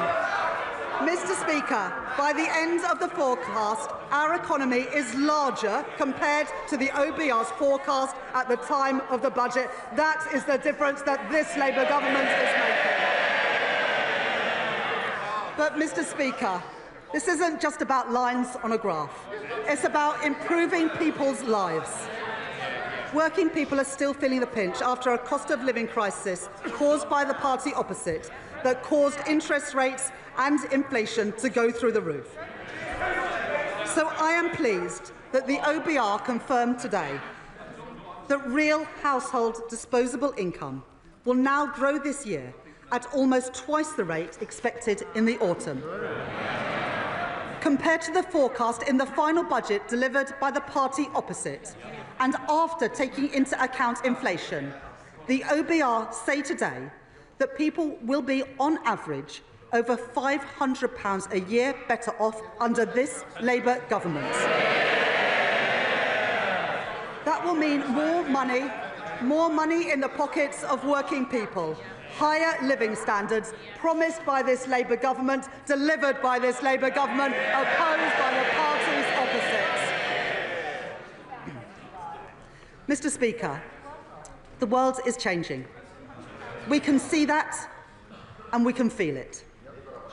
A changing world demands a government that is on the side of working people, acting in their interest, acting in the national interest, not retreating from challenges, not stepping back, but a government with the courage to step up, to secure Britain's future and to seize the opportunities that are out there before us. I am impatient for change. The British people are impatient for change after 14 years of failure. And we are beginning to see change happen. Our plan for change is working. Defence spending is rising. Waiting lists are falling. Wages are up. Interest rates are cut. That is the difference that this Labour government is making. And today, Mr. Speaker, the OBR confirm that our plan to get Britain building will drive growth in our economy and put more money in people's pockets. There are no quick fixes, but we have taken the right choices, returning stability to our economy after years of mismanagement by the party opposite, delivering security for our country and security for working people. That is what drives this government. That is what drives me as Chancellor. That is what drives the choices that I have set out today, and I commend this statement to the House. Shadow Chancellor Mel Stride. Mr. Speaker, at the last budget, the Right Honourable Lady said that she would bring stability to the public finances. Stability to the public finances. But this statement, more appropriately referred to as an emergency budget, has brought her to a cold, hard... Can I just say to you, quite rightly I want to hear to the Chancellor. I now want to hear the Shadow Chancellor. I don't need any help. Thank you, Mr. Speaker. This emergency budget, Mr. Speaker, has brought the Right Honourable Lady to a cold, hard reckoning. She has become very fond recently to talk about the world having changed. Well, indeed it has, Mr. Speaker. This country was growing at the fastest rate in the G7 only about a year ago. And just as the OECD and the Bank of England and other forecasters, and now we learn today, the OBR have stated, growth has been halved in this year, cut in two as a consequence of the decisions and the choices that the Right Honourable Lady made on her watch. Inflation, which was down to 2%, bang on target on the very day of the last general election under a Conservative government. We are now told this year will be running at twice the level as was forecast under ourselves in 2024. This is going to mean prices bearing down on households and on businesses right across the country because of her choices. And the OBR also says, Mr. Speaker, that unemployment will be rising this year and next year and the year after. And in fact, across the forecast period, it will not decline at all. So much for the Right Honourable Lady's back-to-work plans. And we have already seen, Mr. Speaker, what it means when it comes to controlling borrowing under this Chancellor. And yes, she has come forward now with a plan to squeeze spending later on in the forecast period. And she has, of course, told the OBR that these are the elements of spending restraint to which she will stick. But what do the markets think? And could I ask the Right Honourable Lady, given her track record, given the fact that she has failed to control spending and borrowing to date, what does she think the markets are going to make of her latest promises? But the Right Honourable Lady, Mr. Speaker, says, of course, that none of this is her fault. It is the war in Ukraine. It is President Trump. It is tariffs. It is President Putin. It is the Conservatives. It is her legacy. It is anybody but her. Well, what the British people know, Mr. Speaker, is that this is a consequence of her choices. She is the architect of her own misfortune. It was the Right Honourable Lady, Mr. Speaker, who talked down the economy,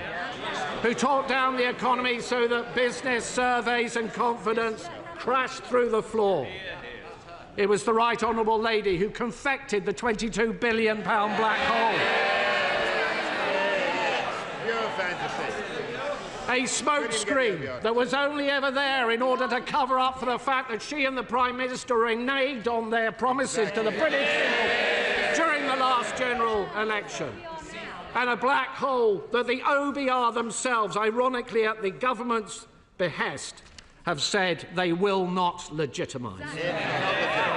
She chose to be reckless with a sliver of headroom against her fiddled targets.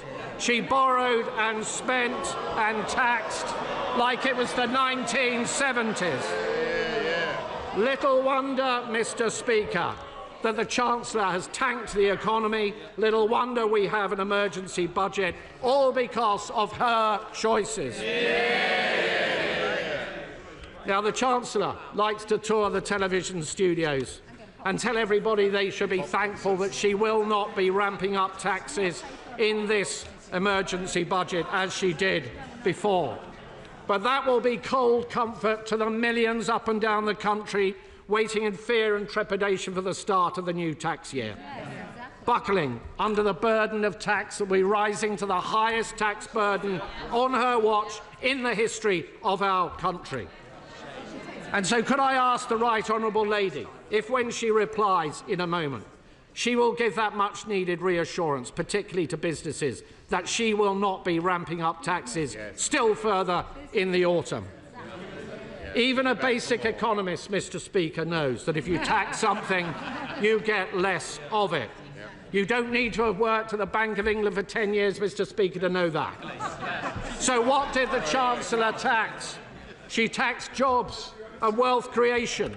She's destroyed livelihoods, businesses clobbered, big and small companies, the backbone of our economy. Enterprise crushed on the altar of her ineptitude. The CIPD telling us a third of those businesses affected will shed labour. Morrison's losing 200 jobs, Tesco 400, Sainsbury's 3,000 jobs lost.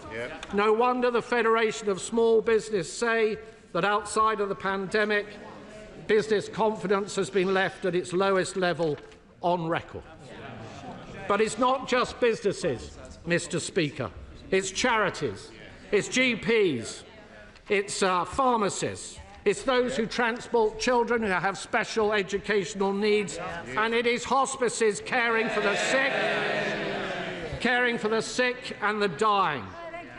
In this House, Mr. Speaker, the Labour Party had the opportunity yesterday and last week to stop that, but they voted our amendments down. And we will never let their constituents forget it.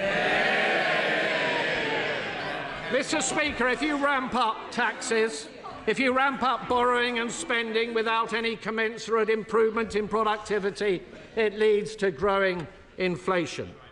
And inflation has been increasing on this government's watch. It means that interest rates stay higher for longer.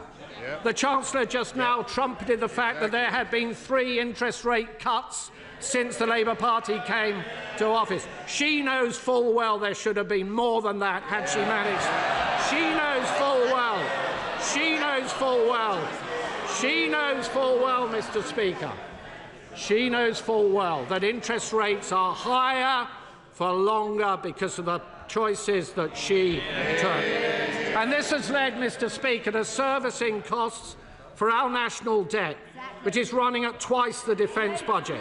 And today we have learned from the OBR that debt interest is to increase still further. None of this money, Mr. Speaker, is going to be spent on public services. It will be going down the drain. Mr. Speaker, the real black hole, Mr. Speaker, the real black hole is not the one the Chancellor invented, it is the one the Chancellor created. It's not a central problem, Mr. Speaker, the fact that this Chancellor is a gambler. Even with her fiddled fiscal targets, she left way too little headroom. Way too little headroom. And it's not the truth that whilst the Right Honourable Lady said at the last budget that that was a once-in-a-Parliament reset, she rolled the dice on a wafer-thin margin, and she lost. Reckless with her fingers crossed, she fiddled the targets and she missed them.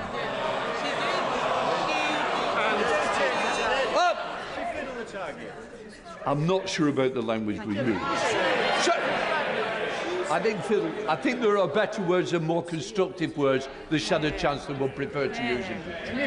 Can I just point out, thank you, Mr. Chair, can I just point out that all of her fiscal headroom disappeared, not just some of it. In fact, she went underwater to the tune of £4.1 billion. Mr. Speaker, reeling from one fiscal event to the next is not a way to run the public finances. And breaking your fiscal rules to the extent that the Right Honourable Lady has in just 6 months is a public humiliation. Mr. Speaker, could I briefly focus on defence spending? We on this side of the House welcome the fact that, as we press the government to do, they will reach 2.5% of GDP by 2027. And we note the stepping stone along the way that the Right Honourable Lady has just announced. But we should go further than that. The 3% target should be brought forward to this Parliament. So can I ask the Right Honourable Lady, given the geopolitical tensions that she has raised, what provision has she made in her headroom, in her fiscal plans, for increasing defence spending more quickly in this Parliament if that proves necessary? And could I ask her, would she scrap the absurd Chagos deal and put that money behind our armed forces? Mr. Speaker, the economy is in a perilous state, but there was a different way. There were different choices on taxing and spending and borrowing and on productivity and on welfare. And let me just say a few words on welfare. It was the privilege of my life, Mr. Speaker, to have served as the Secretary of State for Work and Pensions. And when it came to welfare reform, with that privilege came a deep responsibility. The responsibility for welfare reform to be properly thought through with a very clear plan. So I know they don't like it because it's an alien idea, Mr. Speaker, to the party opposite. so that we can be fair to the taxpayer but equally fair to the many people up and down our country, some of whom are highly vulnerable. This was an approach on our watch that led to $5 billion of savings across the forecast period and 450,000 fewer people going on to long-term sickness and disability benefits as a direct consequence. And we would have gone further, much further, and we set out a clear plan, we set out a clear plan in our manifesto to do exactly that. But the party opposite rushed their changes. They had no plan. There was not a single mention of PIP, personal independence payments, in the Labour Party manifesto. When they got into office, they pussyfooted around and dithered. Why? Because it's deeply divisive within their rank and file. And then suddenly, when the Chancellor decided that she had run out of money, out the word went to find some savings in welfare, to scrabble around, to yank every lever possible. And the spectacle, frankly, Mr. Speaker, of what the OBR has said about the changes that were only announced last week by the Secretary of State for Work and Pensions is simply shambolic. Yes. We have gone from incompetence, Mr. Speaker, to chaos. There have been more changes in this policy than there were at the last minute to the profile of the Right Honourable Lady on LinkedIn.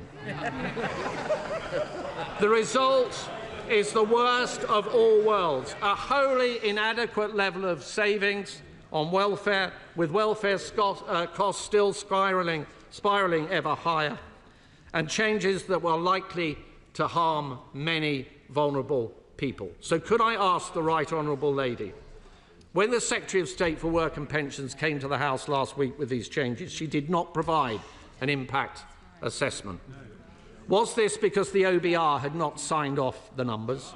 Was it because the department did not have enough time to produce one? Or was it only provided today, as many of us suspect, because this was thought to be a good time to bury bad news? Mr. Speaker, the forecast for growth is down, for borrowing costs is up, for inflation is up, and business confidence has been smashed in a million pieces.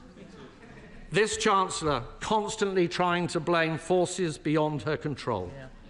The right response is not to duck responsibility, but to build a resilient economy. The Right Honourable Lady would have us believe that that is what she is doing. But how can we believe this Chancellor? How can we trust this Chancellor? She is the Chancellor who said she would not increase borrowing, but she did. She said she wouldn't change her fiscal rules, but she did. She said she wouldn't put up national insurance, but she did. She said she wouldn't cut winter fuel payment, but she did. She said she wouldn't tax farmers, but she did. And she said she would not move to more than one fiscal event a year, and she just has. And now we are all paying the price of her broken promises. Today's numbers confirm it. We are poorer and we are weaker. To govern, Mr. Speaker, is to choose. And this Chancellor has made all the wrong choices. Chancellor of the Exchequer. OK, well, I know that the Chancellor hasn't been in this role, Sarah Chancellor hasn't been in this role for very long, but I mean, at least he's not misquoting Shakespeare today. If this was a budget, then it would be the Leader of the Opposition responding. Now, I'm glad that she's still in her place. I know that she'll want to get back to her office for a lunchtime steak soon. But the Right Honourable Gentleman, he talks about budgets. Let me remind the party opposite that the only emergency budget we have seen in recent years was in response to the party's disastrous mini-budget. A mini-budget that crushed the economy, sent mortgage bills spiralling and left a £22 billion black hole in our nation's finances. Now, they might have forgotten about the damage that they did to our country, but the British people never will. But as always, the Shadow Chancellor talked a lot, but he didn't offer a single alternative. He says he opposes our tax rises, but he can't tell us whether he would cut the NHS to reverse them. He says he wants economic growth, but they abstained on the very planning reforms that the OBR have said will kickstart growth. Now, Mr. Speaker, you don't change the country by abstaining, by sitting on the fence. You change the country by leading, by taking action, and that is what this government are doing. And Mr. Speaker, he says he wants businesses to trade, but he doesn't want us to talk to the second largest economy in the world, or indeed our biggest trading partners in the European Union. He simply isn't serious. 4 months into the job and he's got no clue. He wants to talk about growth, but he doesn't say anything about the fact that the OBR has upgraded growth next year and every single year after. He talks about pensioners, but he forgets that it's his party to scrap the triple lock, which we are protecting and which will mean the state pension rising next month by over £400. And Mr. Speaker, he talks about wages, but he forgets the fact that we are boosting wages by boosting the national living wage from next month. And, Mr. Speaker, the Shadow Chancellor says nothing about living standards or this morning's fall in inflation, because the last Parliament was the worst on record, and the OBR today have revised up their forecast for family finances. Mr. Speaker, working people are always better off with Labour. Now, he is learning something, because at least this time he's asked a couple of questions, so let me respond to them. He asked what should the markets make. Well, what the market should see is that when I've been tested with a deterioration in the headroom, we have restored that headroom in full. That is the choices that I made. And he says that it's a slither of a headroom. Well, it's 50% more headroom than I inherited from the party opposite. When I was left with a slither of headroom, I rebuilt it after last government eroded it. That is the difference that we've made. And whilst they left the public finances and the public services a mess, we wiped the slate clean, which means we have the flexibility now to increase defence spending, as we have done in as the leader of the Labour Party has done. The party opposite had 14 years to increase defence spending, and now they lately come to the party. And the Shadow Chancellor mentions welfare reform and his time at the Department for Work and Pensions. What a legacy. 1 in 8 young people not in education, employment or training. 1,000 people a day going on to personal independence payments. And the OBR say today that welfare spending as a share of GDP will now start falling, a far cry from what we had under the party opposite. And, Mr. Speaker, the Shadow Chancellor speaks about employment. Well, the OBR say that employment will increase, that wages will increase and that living standards will increase. What a change after 14 years of the Conservative Party. Well, the world is changing, and no one can be in any doubt about it. But the Conservative Party are stuck in the past, divided, out of touch and carping from the sidelines. They have no plan. No plan to kickstart growth, no plan to fix our public services, no plan to keep our country safe. The only plan for change they are working on is to change their party leader, and you can't blame them for that. So if they have no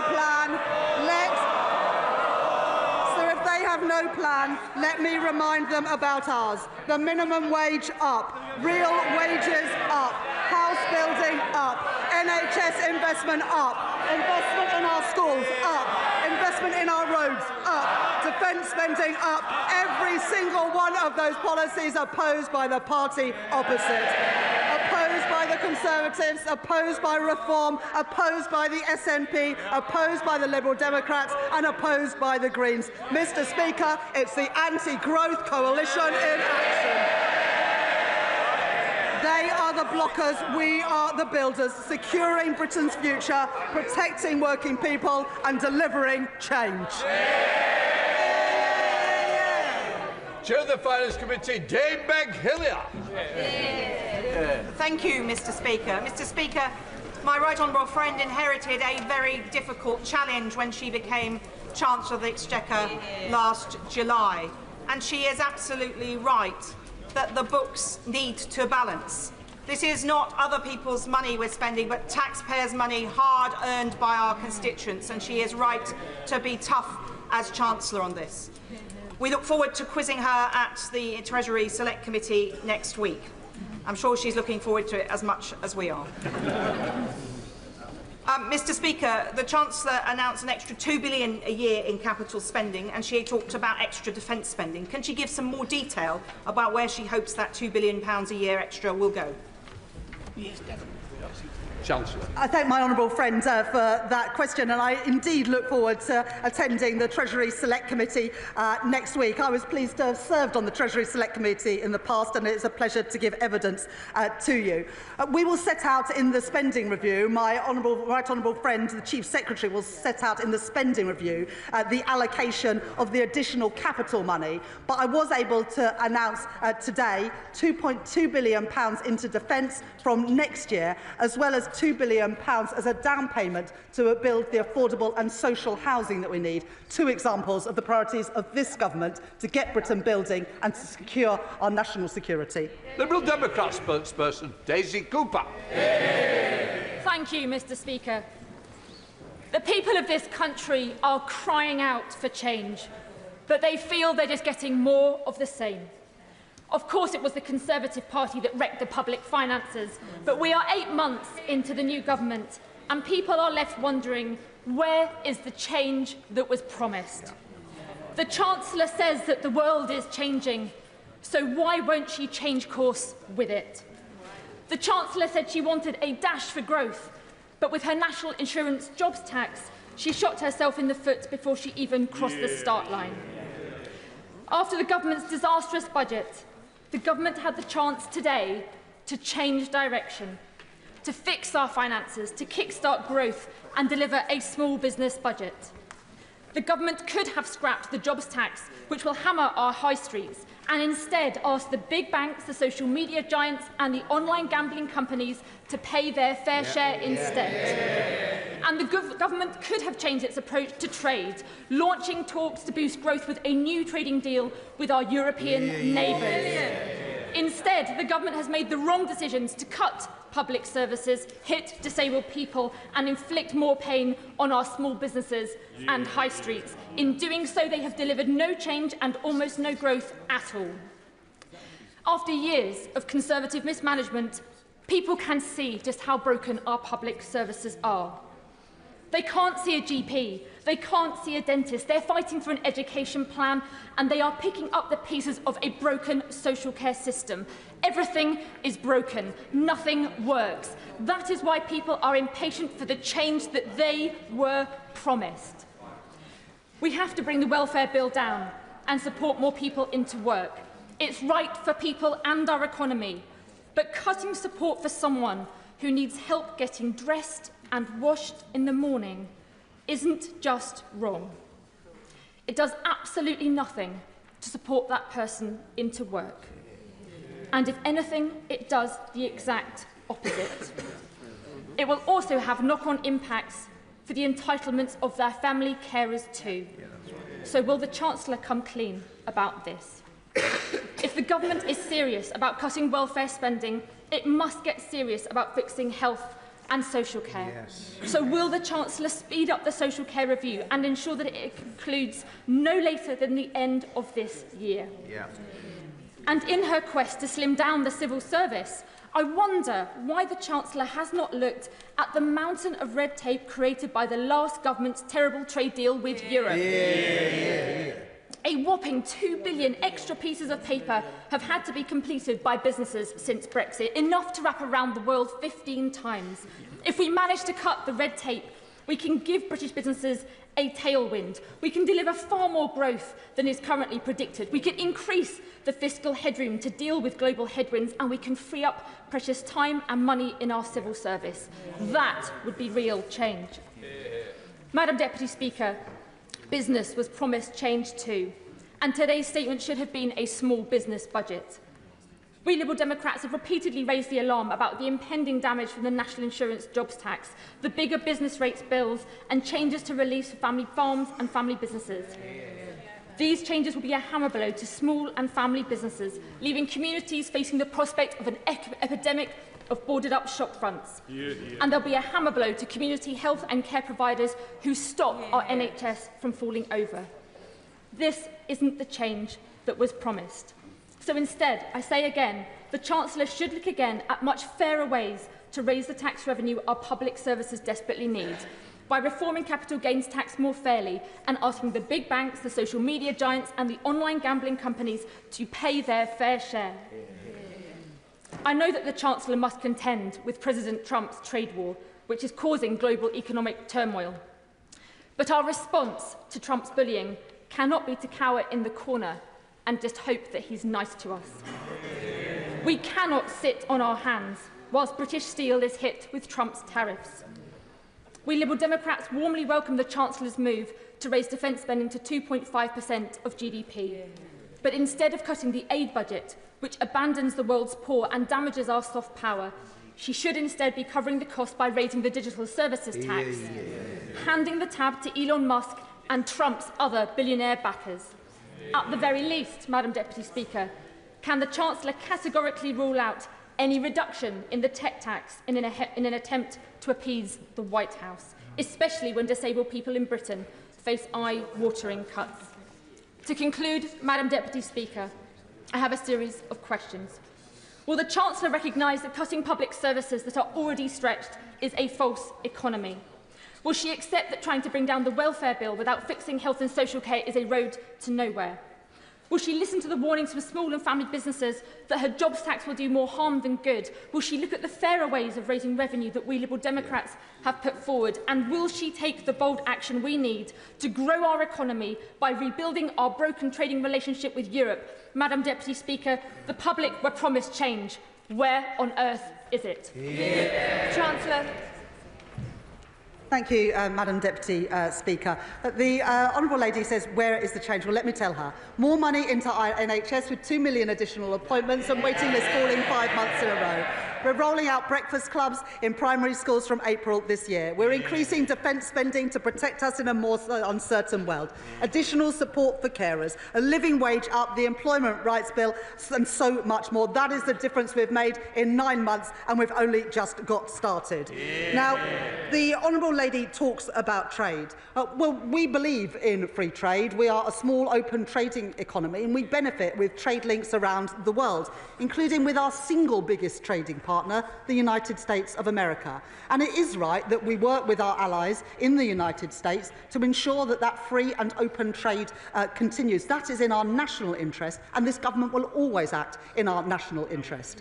At the same time, there is going to be a summit, as the Honourable Lady knows, between the UK and the EU in May, where we look to reset our relationship so that we can see more free trade and the better flow of trade, especially for our smaller businesses to be able to export around Europe. Now, the Honourable Lady talks about welfare. Well, the Honourable Lady has not admitted that there is a single problem in the welfare system as it exists today. Now, I'm not willing, this party is not willing, to write off 1 in 8 young people who are not in education, employment or training. It's why, for example, we have just announced this week with my right honourable friend, the Education Secretary, an additional 60,000 training places to train people up in the construction industries of the future, and a £1 billion package of personalised targeted support, because there are many disabled people, and the Honourable Lady knows this, who are desperate to work but aren't getting the support, were denied the support by the last government. And that's why we have said that there will be additional support for the most sick and disabled, and that personal support for getting people back into work. And that is the right approach, so that we have protections for those who need it, work for those who can, and a sustainable system that is here for generations into the future. But I do want to take on the main point that the Honourable Lady makes, because the Honourable Lady wants all the money for public services, but she doesn't want to raise the taxes to pay for them. The tax, at the moment we spend £105 billion a year on interest on government debt, and it seems that the Honourable Lady would just like more of that debt. She says you can't see a GP, you can't see a dentist. Well, Madam Deputy Speaker, how does the Honourable Lady, how do the parties opposite think that you pay for those things? You can't object to the tax increases and support the money that we've invested in our public services. And to say otherwise, I'm afraid, is fairy tales and the magic money tree. It just does not add up. The difference on this side of the House is that we will put money into our public services, explain where it comes from, and ensure that the public finances are on a firm footing. And that is the difference between our party and the parties opposite. Thank you, Madam Deputy Speaker. Young people in my constituency, indeed across the country, have had an incredibly difficult time growing up. Austerity saw their further education budgets cut by 14%, then a pandemic, now war in Europe. So can the Chancellor please set out how her plans to get Britain building again will help my constituents, my young constituents, get the good non-graduate jobs they need in Loughborough, Shepshed and the villages? Thank you, Madam Deputy Speaker. And the honourable member, my honourable friend, speaks powerfully on behalf of his constituents in Loughborough. The additional homes, the 1.5 million homes that this government is building, will ensure that families in Loughborough have a chance of getting on the housing ladder, and young people in Loughborough will have the opportunities to help build those homes. That is the difference that we are making. More jobs, paying decent wages, more homes for our families. Glenn. Thank you, Madam Deputy Speaker. I hope that the Chancellor next Wednesday in front of the Treasury Select Committee will reiterate her commitment not to come back with more tax increases. But could I turn to the OBR page 5, 1.2, where it says, while the government's planning reforms deliver a modest boost to the level of potential output of 0.2% in 2029, its cumulative growth between 2023 to 2029 is still half a percentage point lower than we projected in October. And the level of productivity is 1% lower. I'd like to know what the Chancellor thinks about that, and can she confirm that the Employment Rights Bill has not been evaluated by the OBR?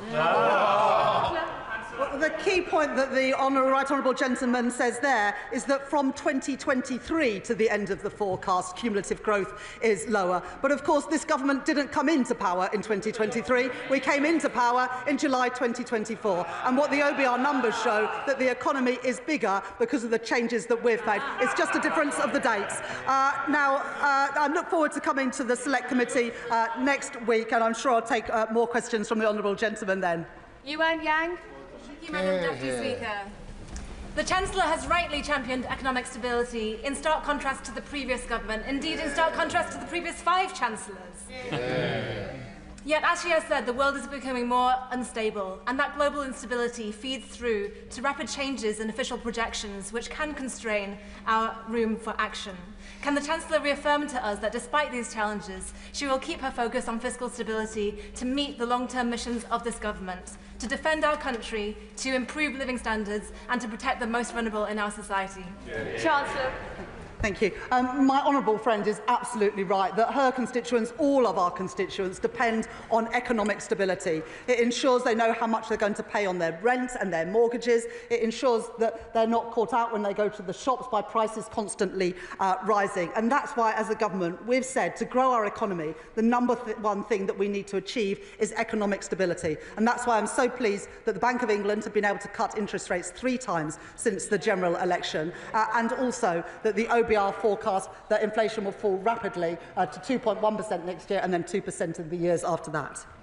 Dr. Caroline Johnson. Speaker.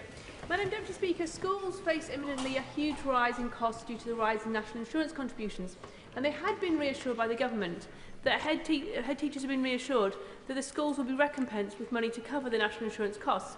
Yet Sir Robert Patterson School in my constituency, a great school, finds itself £33,000 short. Will the Chancellor commit to ensuring that Sir Robert Patterson, and indeed all the schools in my constituency, are given enough money to cover her jobs tax? Well, public services, including schools, have been compensated for the increase in national insurance, and I'm happy for the honourable lady to get in touch with me or the Education Secretary to set out the case of that school. But the only reason we've been able to put record investment into our schools is because the stability of return to our economy, including the tax increases that we had to bring forward last year to provide that extra money for our public services, including schools, in the honourable lady's constituency. Debbie Abrahams. Thank you, Madam Deputy Speaker. And I recognise the difficulties that my right honourable friend is facing in terms of fiscal challenges and so on that she inherited. And I also support the reforms that my right honourable friend, the Work and Pension Secretary, has set out.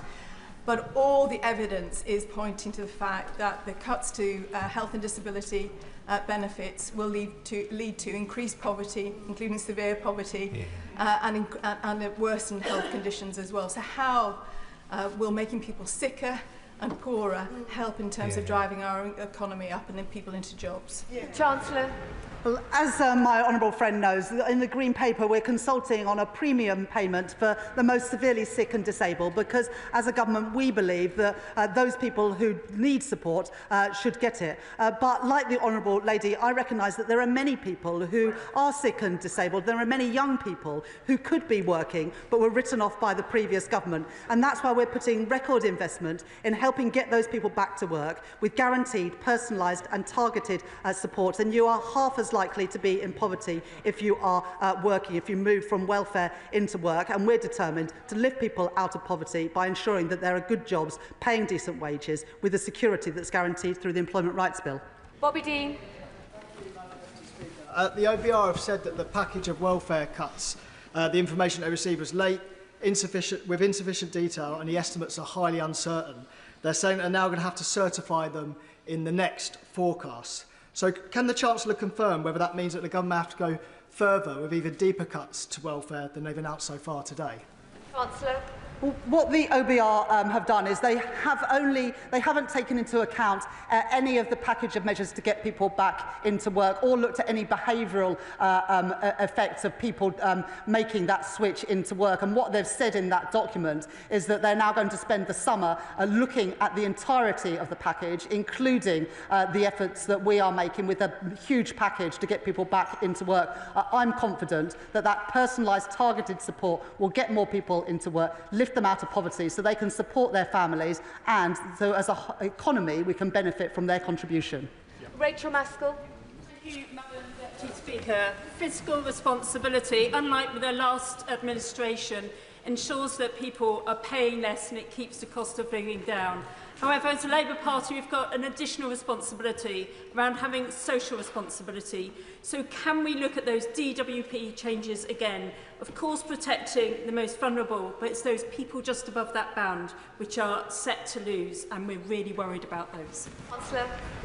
I thank my honourable friend for that question, and I share the deep concern, all of us on this side of the House. In fact, I think everyone in this chamber shares the concern about the most sick and disabled who need support, which is why in the Green Paper we're consulting on an additional premium payment to the most severely disabled, but also, instead of writing people off and not providing the support they need to do a job that matches their abilities and their needs, that we're giving that personalised target support. And I was in a job centre in my own constituency in Pudsey last week, where there are amazing stories of work coaches helping people into work who are far from the labour market. We want to see more of that to lift people out of poverty, to help them achieve their potential. Dame Harriet Baldwin. Thank you, Madam Deputy Speaker. At the general election, the Chancellor promised growth and no increase in taxes. But as Chancellor, she has delivered no growth and a record increase in taxes. Yep. And now the Office for Budget Responsibility is halving her growth forecast this year, cumulatively 0.5% less over the forecast period. And more worryingly, they are also forecasting a 1% reduction in, over 1% reduction in productivity growth. Why does she think that is? Chancellor. I've got a huge respect for the honourable lady, but that question doesn't do her justice. As I said to the right honourable gentleman earlier, yes, if you start in 2023, cumulative growth is lower, but the general election didn't take place in 2023. It took place in 2024. The economy is bigger at the end of this Parliament than the OBR forecast previously. Those are the numbers, those are the facts. That's the difference that this Labour government are making. Ruth Cadbury. Thank you, Madam Deputy Speaker. I'd also like to congratulate the Chancellor on her excellent statement, which addresses the challenge the last government left her with. Madam Deputy Speaker, to drive growth across the UK, new heavy and light rail infrastructure is badly needed. So what work is the Chancellor doing to develop new models of funding in order to deliver these important projects? Chancellor. I thank my honourable friend for that question. And one of the reasons that we've put an additional £13 billion into capital spending over the forecast period is that we can then invest in the infrastructure that our country needs, including in transport infrastructure, which I know the honourable lady, as chair of the Select Committee, has a keen interest in. And she's absolutely right that we do need to look more at how we can leverage in private sector funding for a whole range of projects, including the Lower Thames Crossing. Chris Coughlin. Thank you, Madam Deputy Speaker. And I'd like to declare an interest as an alumni of London Business School. The Chancellor will recall on the Treasury Committee in November that I asked her to look at a specific London Business School paper on using defence spending, specific public R&D on defence spending, to boost economic growth. I was delighted to hear that the Treasury did evaluate that specific paper by Professor Paolo Saruco as part of the spring statement, and has listened to me and the Liberal Democrats. So does the Chancellor agree with me that using defence spending focused on public R&D can be one way not only to keep us safe, but also to raise productivity and boost economic growth? Chancellor. I thank the honourable gentleman for that question, and I look forward to taking more questions from him at the Select Committee next week. When I've been to visit defence companies or met our armed forces, they tell me about the amazing ability that new technology and innovation has to help them do their jobs better in keeping our country safe. And so as we invest more in defence and get to that 2.5% of GDP, it is absolutely right, as I've set out today, that more of that money is used for innovation, R&D and new technologies. Zubair Ahmed. Thank you, Madam Deputy Speaker. Congratulate my right honourable friend on grasping the challenges and the opportunities that this new world presents us. Opportunities that will mean that in my constituency of Glasgow South West there will be more investment into the defence sector. And Madam Deputy Speaker, that is timely, because after 18 years of SNP government, 1 in 6 people in my constituency are economically inactive. Will my right honourable friend agree with me this investment will finally raise their ambitions and raise their pay packets? Chancellor. Well, unlike the SNP, the Labour Party supports investment and jobs in the defence sector in Scotland that support people in Glasgow and South West and in many other parts of Scotland. More good jobs for young people, more jobs paying decent wages, keeping our country safe. That's what this party believes in. It's a shame the SNP believe in something entirely different. Thank you, Madam Deputy Speaker. A cloud hangs over the economy in northern Lincolnshire at the moment, with the potential for significant job losses at the Scunthorpe Steelworks. In view of that, could the Chancellor give an assurance that funding will be available not only to look after any redundant workers, but also to attract new business and retraining for existing workers? Chancellor. At the general election, we set out our plan for a steel fund as part of the National Wealth Fund. I absolutely understand the concern of the honourable member and other honourable members in the House about the future of the steel industry in this country. We were able to improve the deal for Tata to protect more jobs in South Wales. We want to have a thriving steel sector right across the UK, and we'll continue to work with the company and with the trade unions there to achieve just that. Richard Bergen. Thank you, Madam Deputy Speaker. Making cuts instead of taxing wealth is a political choice, and taking away the personal independence payments from so many disabled people is an especially cruel choice. A disabled person who can't cut up their own food without assistance, and can't go to the toilet without assistance, and can't wash themselves without assistance will lose their personal independence payment. So hasn't the government on this taking the easy option of cutting support for disabled people, rather than the braver option, which would be to tax the wealthiest through a wealth tax? Madam Deputy Speaker, there is nothing progressive, there is nothing Labour about not supporting people who are disabled and sick and young people to do jobs that are commensurate with what they are able to do. And 1 in 8 young people have been effectively written off by the party opposite, and we're not willing to leave them in that position. And we are consulting in the Green Paper on an additional premium to pay to the most sick and disabled, because we recognise that people need support from the state. But too many people are not given the opportunities to fulfil their potential, and we're not willing to carry on like that. In the budget last year, we got rid of the non-dom tax status, we increased capital gains tax, we introduced VAT on private schools, and we changed the rules of inheritance tax. So I don't recognise what the honourable gentleman says. Dave Dugan. Thank you, Madam Deputy Speaker. The Chancellor tells us the world has changed, and if that's true to allow her to stick the boot into disabled people, it must also be true then to allow her to review her income tax rates, perhaps commensurate with those existing in Scotland, which has saw the Scottish economy grow in January by 0.3%, while the UK contracted by 0.1%. She could also choose to revise the government's position on reaccessing the single market in the European Union, which would allow a 30 billion recurring return with no compensation required, or a 1% tax on assets over 10 million. A wealth tax, as one of our backbenchers has just highlighted, 40 billion recurring every year with no need for compensation. If she's got the disabled, the WASPy women, pensioners and hospices in her crosshairs, why can she not tap up multi-millionaires for a few quid? The world has changed, and we can see that all around us, which is why our defence is more important than ever. That's why it's so astonishing that the SNP continue to oppose the nuclear deterrent. Preet Gill. Thank you, Madam Deputy Speaker. And I commend the Chancellor on her statement. Does my right honourable friend agree with me that the party opposite doesn't understand the link between their total failure to get houses and infrastructure built that our constituents desperately want and the economic constraints that we are facing today? I thank my honourable friend for that question, and she speaks powerfully on behalf of her constituents in Birmingham.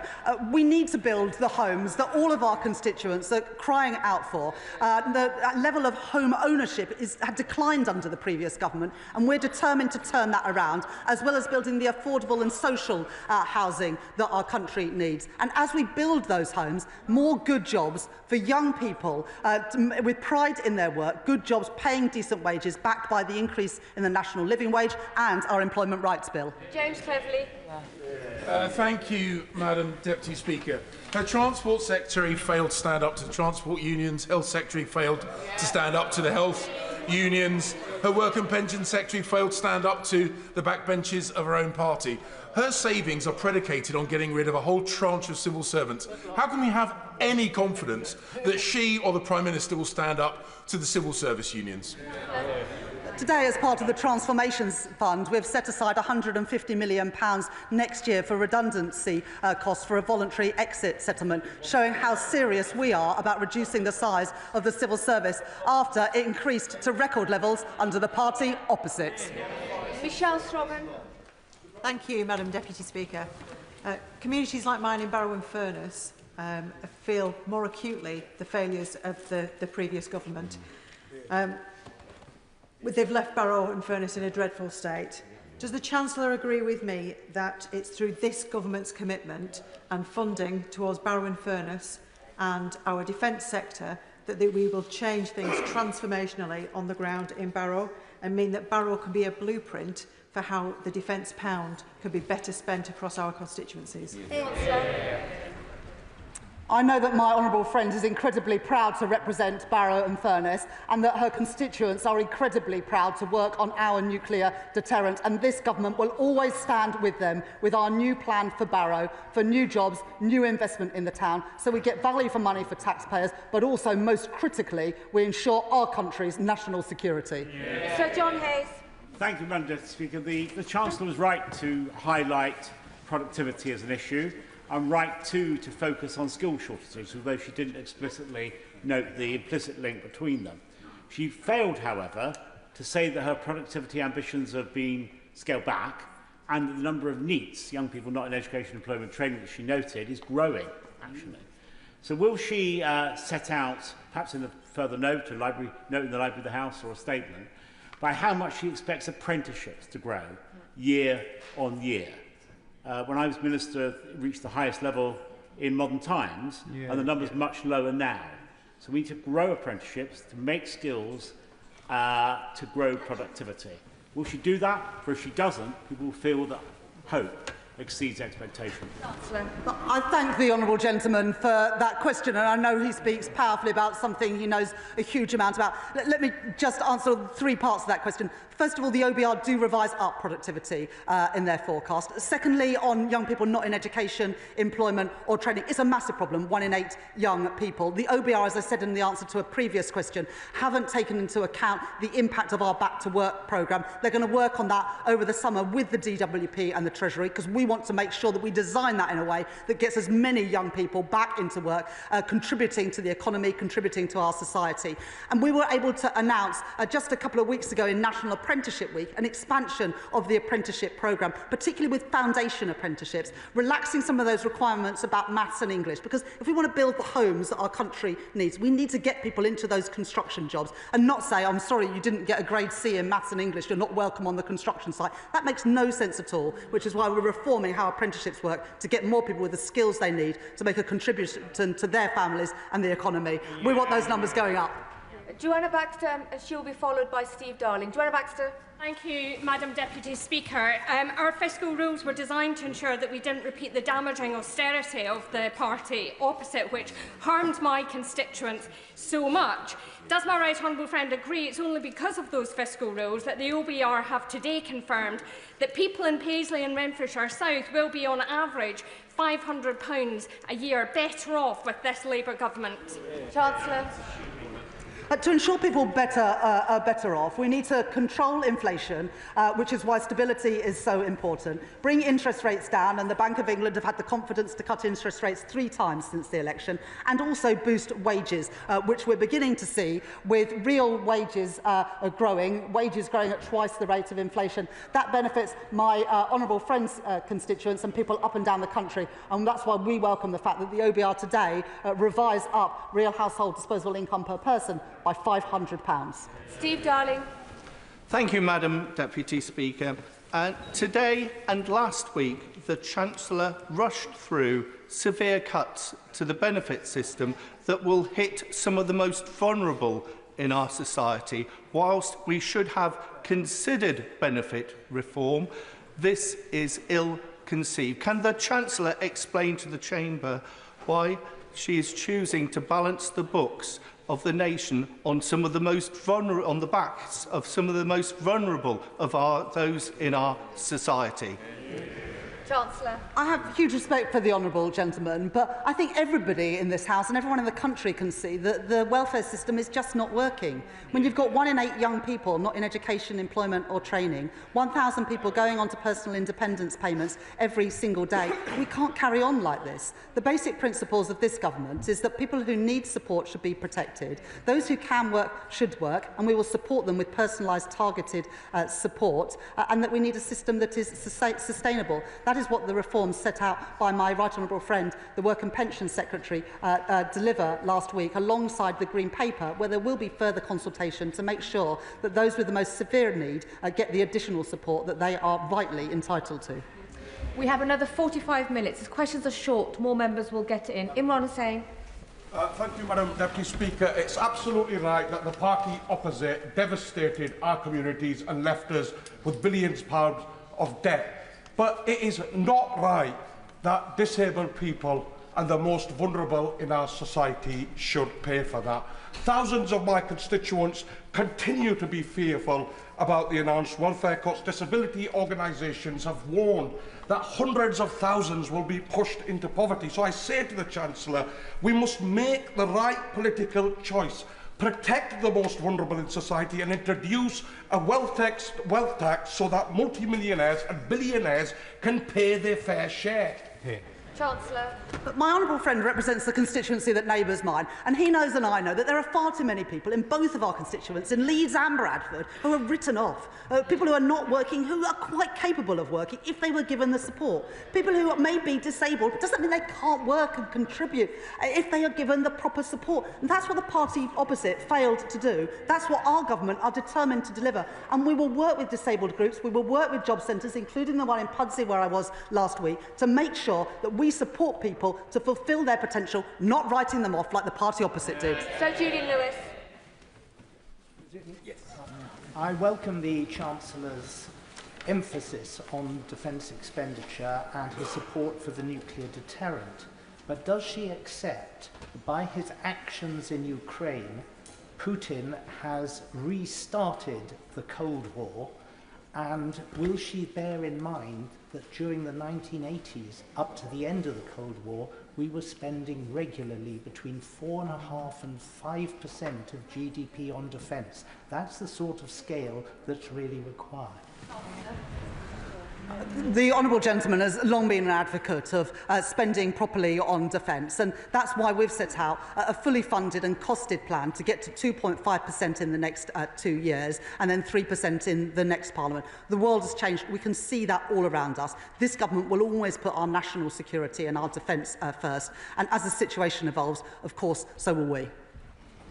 Andy MacDonald. Thank you, Madam Deputy Speaker. I thank the Chancellor for her statement. She's absolutely right to highlight the stimulus that the Employment Rights Bill will bring to our economy. But I respectfully say to her that the impact of the cuts to welfare payments will reduce the incomes of some of the poorest constituents in my Middlesbrough and Thornaby East constituency. And that contrasts with the easy ride that the very wealthy get from low margins of tax on their assets and gains than my constituents face through income tax. The world indeed has changed since she settled her fiscal rules.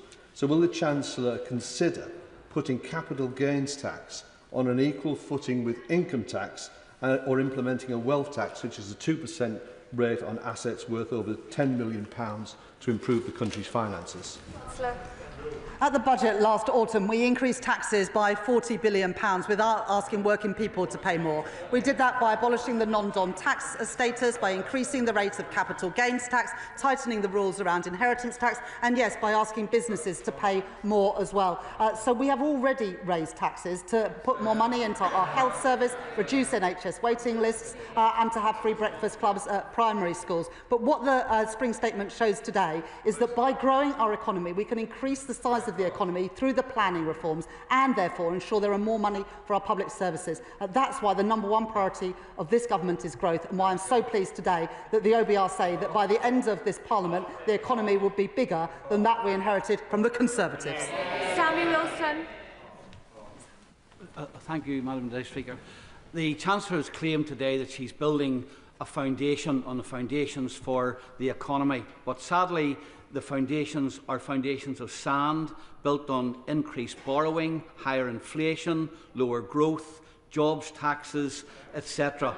Can she tell us how these structures will stand against the economic forces which are coming to affect the United Kingdom and she has described today? And specifically, could she tell us what proportion of the Transformation Fund will be available to the Northern Ireland Executive for important transformation of public services in Northern Ireland? Councillor. I thank the honourable gentleman for that question. The OBR are really clear that the economy at the end of this Parliament will be bigger than they previously envisaged, bigger than the plans we inherited from the previous government, and the average person with real household disposable income will see their incomes rise by £500. So we're already beginning to deliver the change that we promised. In the budget last year, I was able to announce the biggest ever settlements for Scotland, Wales and Northern Ireland. That continues to be the case after the Spring Statement today. John Grady. Thank you, Madam Deputy Speaker. Reckless management of public finances leads to higher costs of government borrowing. And as any economist will tell you, that increases the cost of capital across the British economy, putting at risk and increasing this cost of essential investments in housing and infrastructure that my constituents desperately need. Would my right honourable friend agree with me that this is a very important reason why it is essential to manage public finances carefully, unlike the last Conservative government, and unlike the government in Scotland, which is over-familiar with emergency budgets? My honourable friend is absolutely right. The importance of robust fiscal rules that even in difficult economic circumstances we continue to meet through the decisions that I've set out today. And the reason economic stability is so important is that we saw what happened in the last Parliament, where a government borrowed beyond its means. And the people who lost out were not the wealthy. It was ordinary working people who paid more in the shops, more on their mortgages and more on their rents. This government will never repeat the mistakes of Liz Truss and the party opposites. Dr. Luke Evans. The Chancellor has created a storm and now is complaining about the rain. She increased spending to 70 billion, she increased borrowing by 30 billion, she increased tax by 40 billion, and yet the economy shrank in January. Now, she did talk about change and the abolition NHS England. Now, I put a written question in to the department to say how much would this cost. They said there would be some upfront costs, but couldn't specify. So with this top-down change, could she tell me what the estimated cost is of abolishing NHS England? Chancellor. It's really difficult to understand what the party opposite want. Do they want to reduce the cost of admin and bureaucracy, or do they want to carry on with everything the way it was? We want to change things, and that's why in the transformation fund that I set out today includes £150 million for a voluntary exit scheme, because we want more money on the front line, not in the back office and a bloated bureaucracy left by the party opposites. Rebecca Long-Bailey. Madam Deputy Speaker, there's so much to welcome in today's statement, but the Chancellor will be aware of serious concerns regarding welfare reform. And my constituent told me last week, I'm terrified of what will happen to me if I can't work. I'm already having thoughts of suicide at the prospect of these changes and what they mean for disabled people. Today's impact assessment shows 250,000 increase in relative poverty, 50,000 increase in children living in relative poverty. What will the Chancellor do to stop this from happening? Chancellor. Well, the honourable lady speaks about a constituent who is in work, and she, I'm sure, like others, will welcome the work that Charlie Mayfield has done about ensuring that people with sickness and disability can stay in work, because we know that the best place for people is in work for their health, both physical and mental. But we know too often when people drop out of the labour market, they really struggle to get back in. So alongside the targeted support to get people back into work, we're determined to work with businesses to ensure more people with sickness and disability can stay in work, contributing to their family finances and contributing to the wider economy. Nigel Farage. Thank you, Madam Deputy Speaker. Would the Chancellor agree that measuring growth and relative wealth by GDP is not the most relevant number to our constituents? Because we're living in an age of mass immigration and a rising population, it is GDP per capita, surely, that matters to our constituents, and that has fallen consistently for the last 2 years and is falling still. And shouldn't we tell people, actually, they are getting poorer? Well, the OBR forecast that GDP per capita will increase by 5.6% during the course of this Parliament, having fallen under the previous government. So if he ever gets to Clacton, he can tell his constituents that. Matthew Patrick. I welcome the Chancellor's investment £3 billion into a transformation fund to sort out how government is run. Does the Chancellor agree with me that this is reform that the Tories ducked, should have done it, didn't do it, and actually their failure to address this put pressure on frontline services and stretched public finances? Chancellor. The Transformation Fund, worth £3.25 billion, is about trying to reduce costs further out, the costs of failure. So that's why we're putting more money into recruiting foster carers, because we want to make sure that more children can get the best possible start in life. But we also know that if children end up in poor quality children's homes, that has consequences not just for their lives, but also for other services later in life. It's also why we're putting more money into technology in the probation service, so that we can make sure that probation works better for rehabilitating offenders, but also ensuring that people pay for the crimes that they commit. Alberto Costa. Thank you, Madam Deputy Speaker. The Chancellor rightly reminded this House in her statement that the British public are watching. And among the British public watching are tens of thousands of the most vulnerable pensioners in our society. Can she please explain to the House what is Labour about removing the winter fuel payment from those having £13,500 a year. Next month, because of the triple lock which we've been able to protect, the basic state pension, the new state pension, will increase by more than £400. And during the course of this Parliament, because of the triple lock, which the Shadow Chancellor opposes, the triple lock will cost an additional £31 billion. So that's the protection that we're giving to pensioners, as well as record investment into our NHS, which of course older people use with greater frequency than anyone else. Zara Sultana. Thank you, Madam Deputy Speaker. The UK is the 6th richest country in the world, yet over 1 in 3 children and 25% of adults live in poverty. Since Labour came into power, 25,000 more children have been pushed into poverty due to the 2-child benefit cap. And now, according to the government's own impact assessment, over 250,000 people will be pushed into poverty as a result of these cuts, including 50,000 children. So I asked the Chancellor, who earns over £150,000 annually, has accepted £7,500 worth of free clothing, and recently took freebie tickets to see Sabrina Carpenter. Does she think austerity 2.0 is the change people really voted for? There's nothing progressive and there's nothing Labour about pouring more money into a broken system. Under the changes that we're bringing about, we're going to help young people who are not in education, employment or training by giving them targeted support. And as I set out in the statement earlier, the OBR so far have not scored any of the Back to Work programme, which is the biggest Back to Work programme that we've seen for many, many years. They're going to do that work over the autumn. But we know that the best way to lift people out of poverty is to get them into good work, secure work, paying a decent wage. We're increasing the national living wage, so it will go up by £1,400 for someone working full-time from next month, as well as the Employment Rights Bill, which ensures that people will have security at work. That's the difference that this Labour government is making. Adrian Ramsey. Thank you, Madam Deputy Speaker. The Chancellor knows that our economy has been driven to the edge over the last 15 years, with ordinary people forced to bear the burden while a small minority have amassed extreme wealth.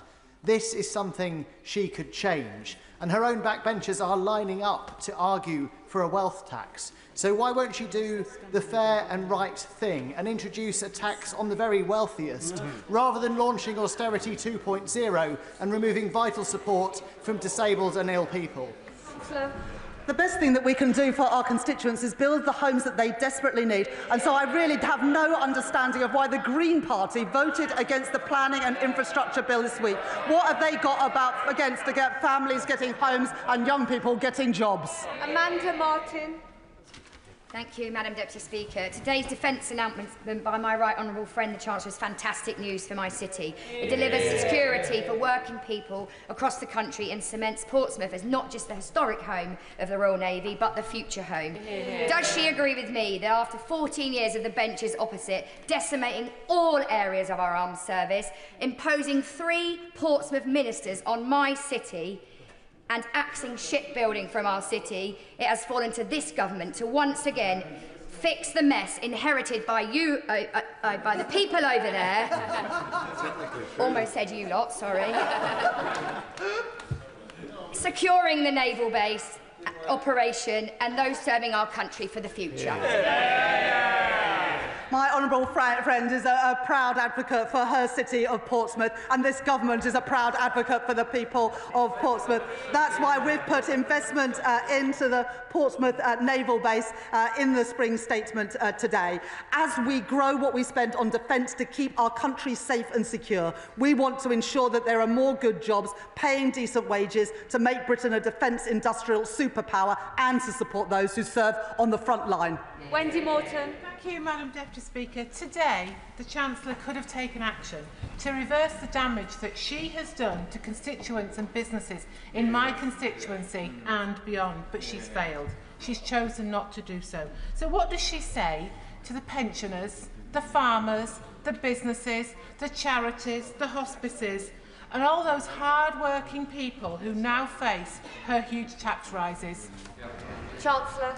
When I became Chancellor, I inherited £22 billion of black hole in the public finances left by the party opposite. And we've taken action to address the hole in our public finances. And what I would say to the Honourable Lady's constituents, and indeed, Right Honourable Lady's constituents, is that when they are waiting for an NHS appointment, they're now going to see a doctor and a nurse quicker than they did under the last government, because NHS waiting lists have fallen for 5 months in a row.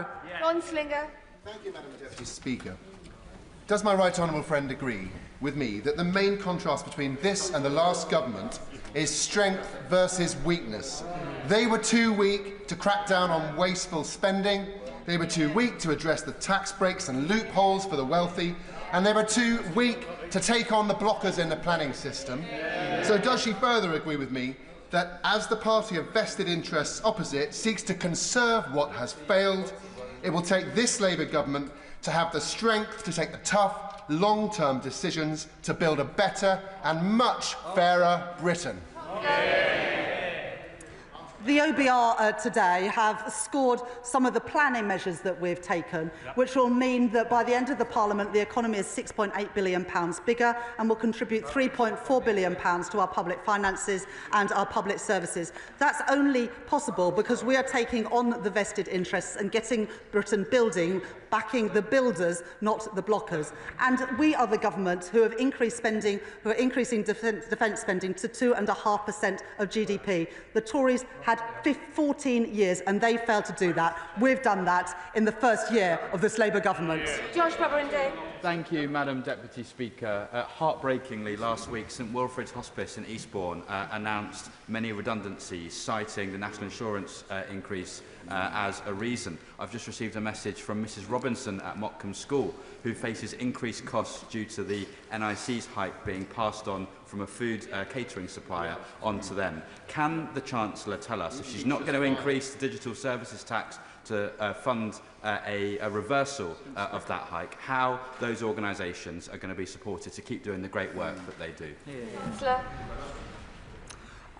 At the budget, we set out tax increases on the wealthiest and, yes, on businesses to properly fund our public services. And so when constituents in Eastbourne get to see a doctor or a nurse a little bit quicker, when they benefit from the breakfast clubs that we're rolling out, it's because we had the money to do so. So you can't back the increases in investment in our public services if you oppose the money to pay for it, including the settlement for the hospices.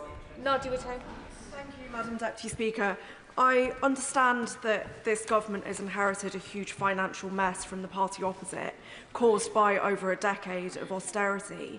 But what is the justification for cutting disability benefits, especially when a third of disabled people are already in poverty, instead of choosing to tax the growing wealth of the super rich? For example, a 2% tax on assets over 10 million, which could raise 24 billion a year. At the budget, we set out £40 billion worth of tax increases, including getting rid of the non-dom tax status, increasing capital gains tax, VAT on private schools, and tightening the rules around inheritance tax. We made those decisions so that we could invest more in our public services, including in our schools and our hospitals, and indeed we have now lifted defence spending within the next 2 years to 2.5% of GDP. And on welfare spending, there's nothing progressive about writing off a generation of young people, and that's why our targeted personalised support will help people get back into work, lift them out of poverty and help them contribute both to their family finances and our nation's finances. Thank you, Madam Deputy Speaker. The Right Honourable Lady talks of financial responsibility, so could she tell us, please, when government bond yields hit their highest level since the global financial crisis, and who was the Chancellor of the Exchequer then? And if she needs a clue, we can bring her a mirror. Thank the Honourable Lady for that question. You can see, if you look at financial markets and follow them closely, that the increase in bond yields in the UK, in France and Germany have closely tracked each other. Global financial instability has affected countries around the world, and that's why it's so important that we continue to meet our fiscal rules, as I have set out today.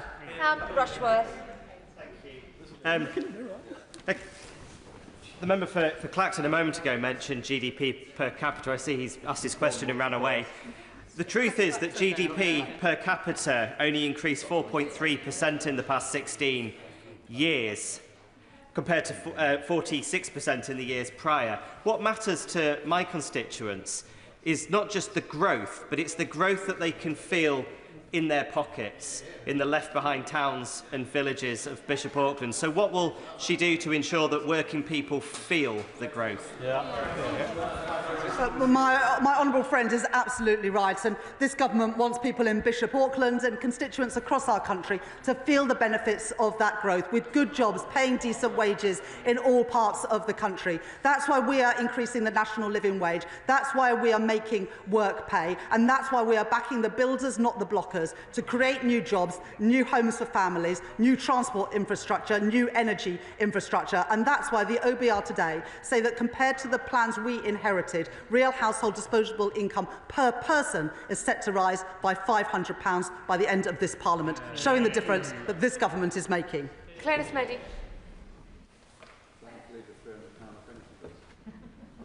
Claire Smeddy, no? Yeah.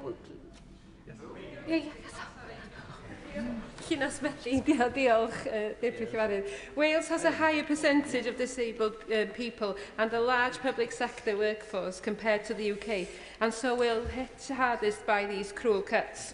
All this damage by self-imposed fiscal rules. There have been 5 major changes to fiscal rules since 1997. Will the Chancellor now change them so she doesn't impose further austerity? Have it all.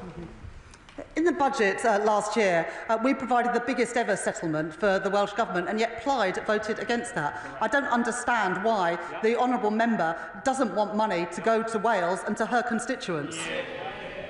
Holly Billington.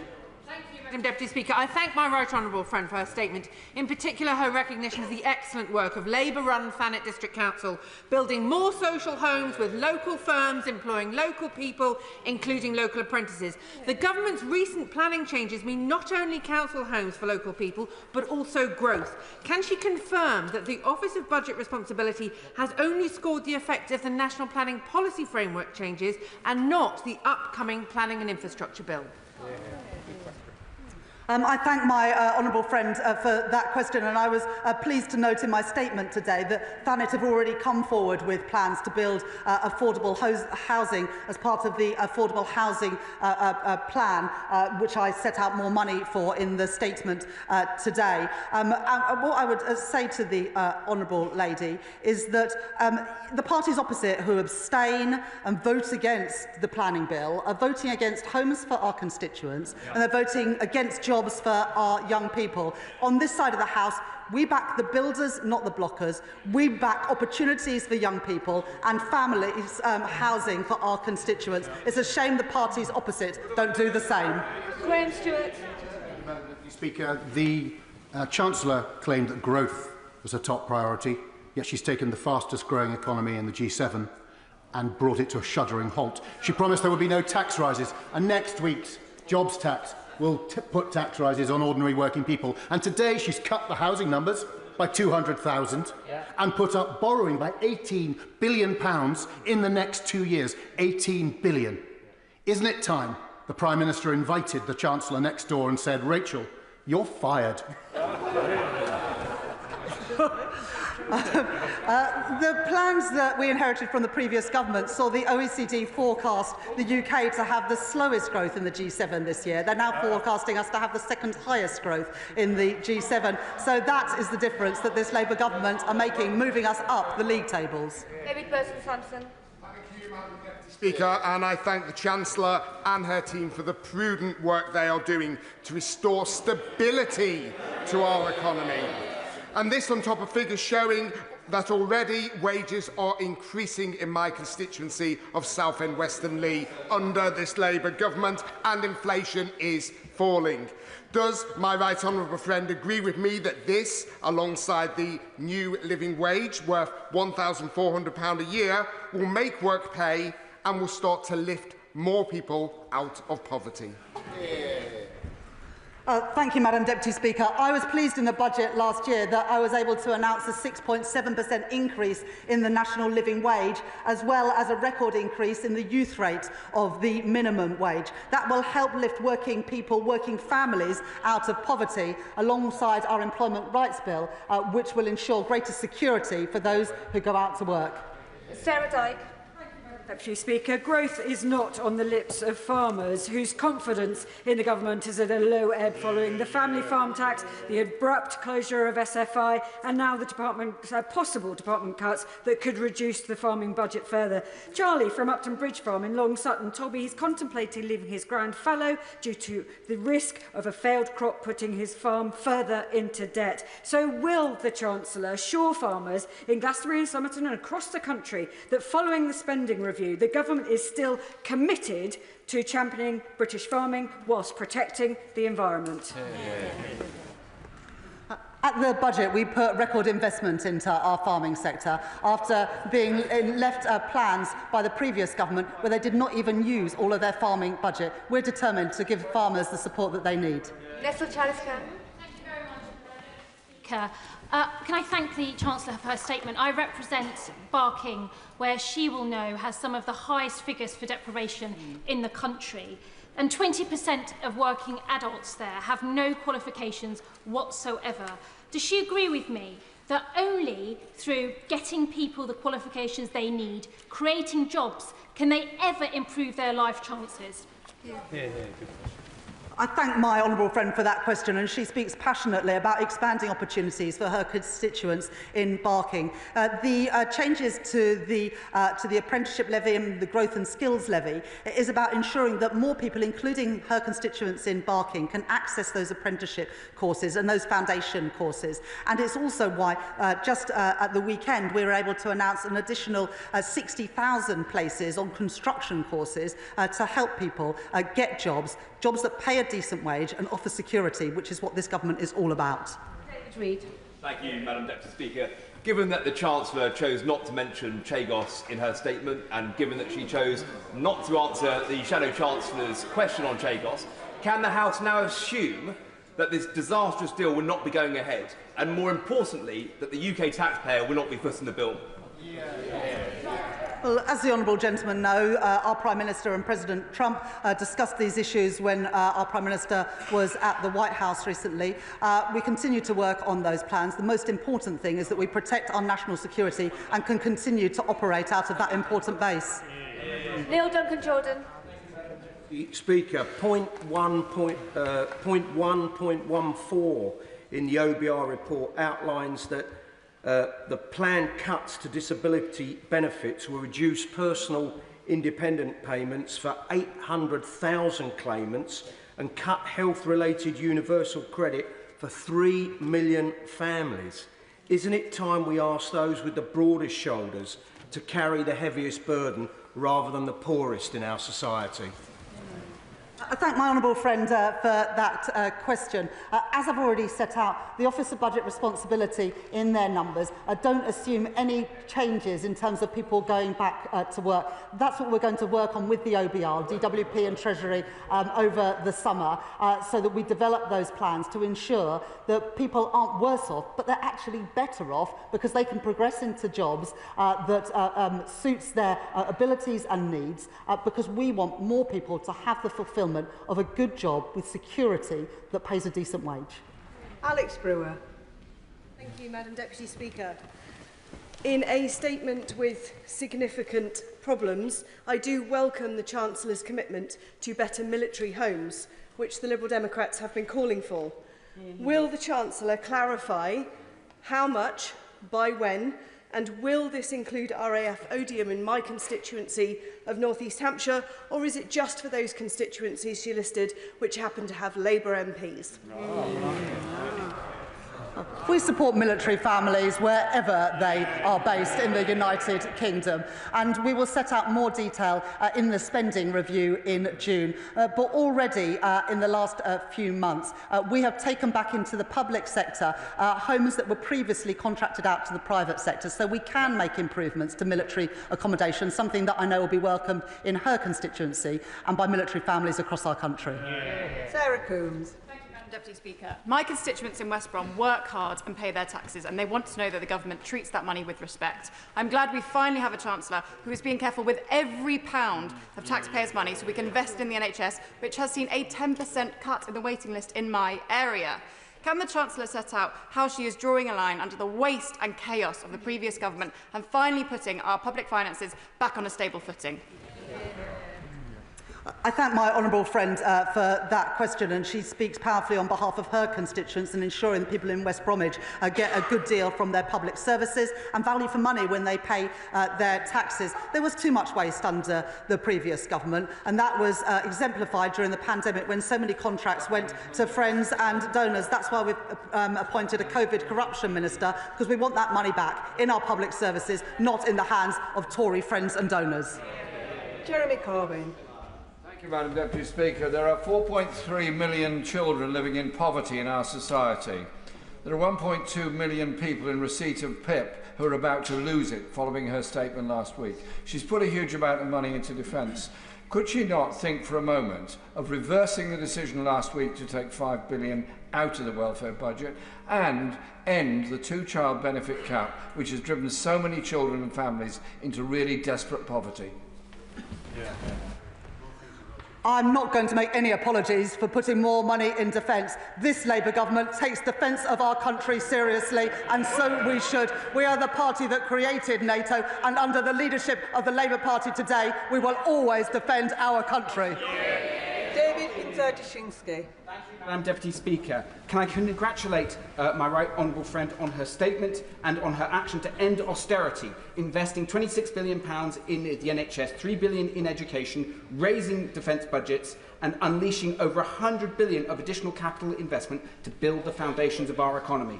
On the day after this government voted through a pay rise to 3 million working people by raising the minimum wage, does she agree with me that it's only by making the tough decision to restore stability and by pushing ahead with the government's bold plans for reform that we can repair the terrible damage done by the party opposite, deliver strong public services and get more money in people's pockets?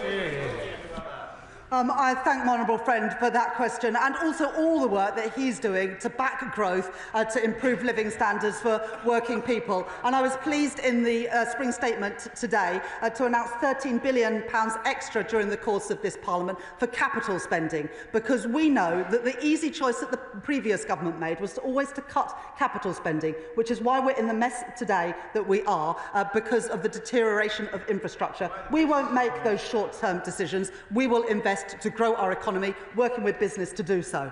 Nick Timothy. Thank you, Madam Deputy Speaker.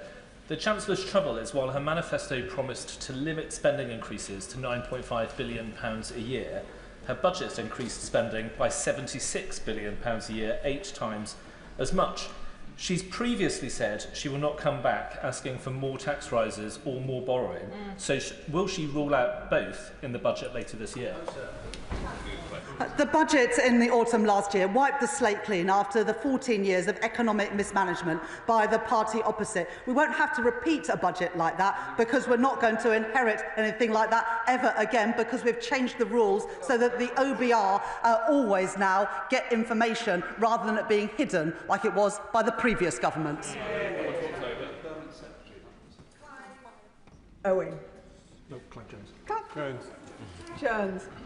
Thank you very much, Madam Deputy Speaker. My honourable friend, the member for St Albans, gave examples of alternative taxes to Labour's national insurance increases, asking that big banks, social media giants and online gambling companies to pay their fair share of tax. Can the Chancellor confirm she has heard these Liberal Democrat alternatives and explain why she isn't listening to these fair and sensible proposals? One thing that is scored in the OBR document actually today is the gambling levy that this government has already introduced, and that money will be used to make sure that we regulate gambling properly in our country, and rightly so. Gregor Poynton. Thank you, Madam Deputy Speaker. For defence companies in Scotland, UK Export Finance plays a crucial role in financing sales to our allies around the world, including Ukraine. Can the Chancellor therefore outline how the increase in capacity in UK Export Finance will help defence companies in Scotland create jobs in my Livingston constituency and strengthen our national defence? Just 2 weeks ago, I was able to announce £2 billion extra for UK export finance, specifically to help defence companies in the UK export. As countries around the world and Europe particularly increase defence spending, I want to make sure that we get those contracts here in Britain to support our proud defence industry, including in places like Livingstone and in Rosyth, where I was meeting Babcock just a couple of weeks ago. Robin Swan. Thank you very much, Madam Deputy Speaker. The Chancellor's statement referred to people who were listening. The President of the Ulster Farmers Union was actually in the public gallery to hear her statement, which didn't reference agriculture or farming at all. It talked about country security and safety, nothing on food safety. It spoke of writing off the generation of young people. The Chancellor's family farm tax will write off a generation of young farmers. What confidence can the Chancellor give our agricultural sector? With specific reference to agricultural property relief, unless you have a farm that is worth around £3 million, you won't be paying extra tax. More than 2/3 of farms are not affected at all by the changes in that relief. And if you do pay the tax, it's at half the rate that anybody else pays, and you can pay it interest-free over a period of 10 years. Very different from the inheritance tax bills that anybody else pays. Mark Ferguson. Madam Deputy Speaker, and I welcome the Chancellor's reference in a recent answer to the £13 billion of additional capital expenditure announced today. So can she put today's statement in the context of the significant investments already made and forthcoming, and contrast it with the last government, who didn't have a plan for long-term growth and abandoned communities like mine?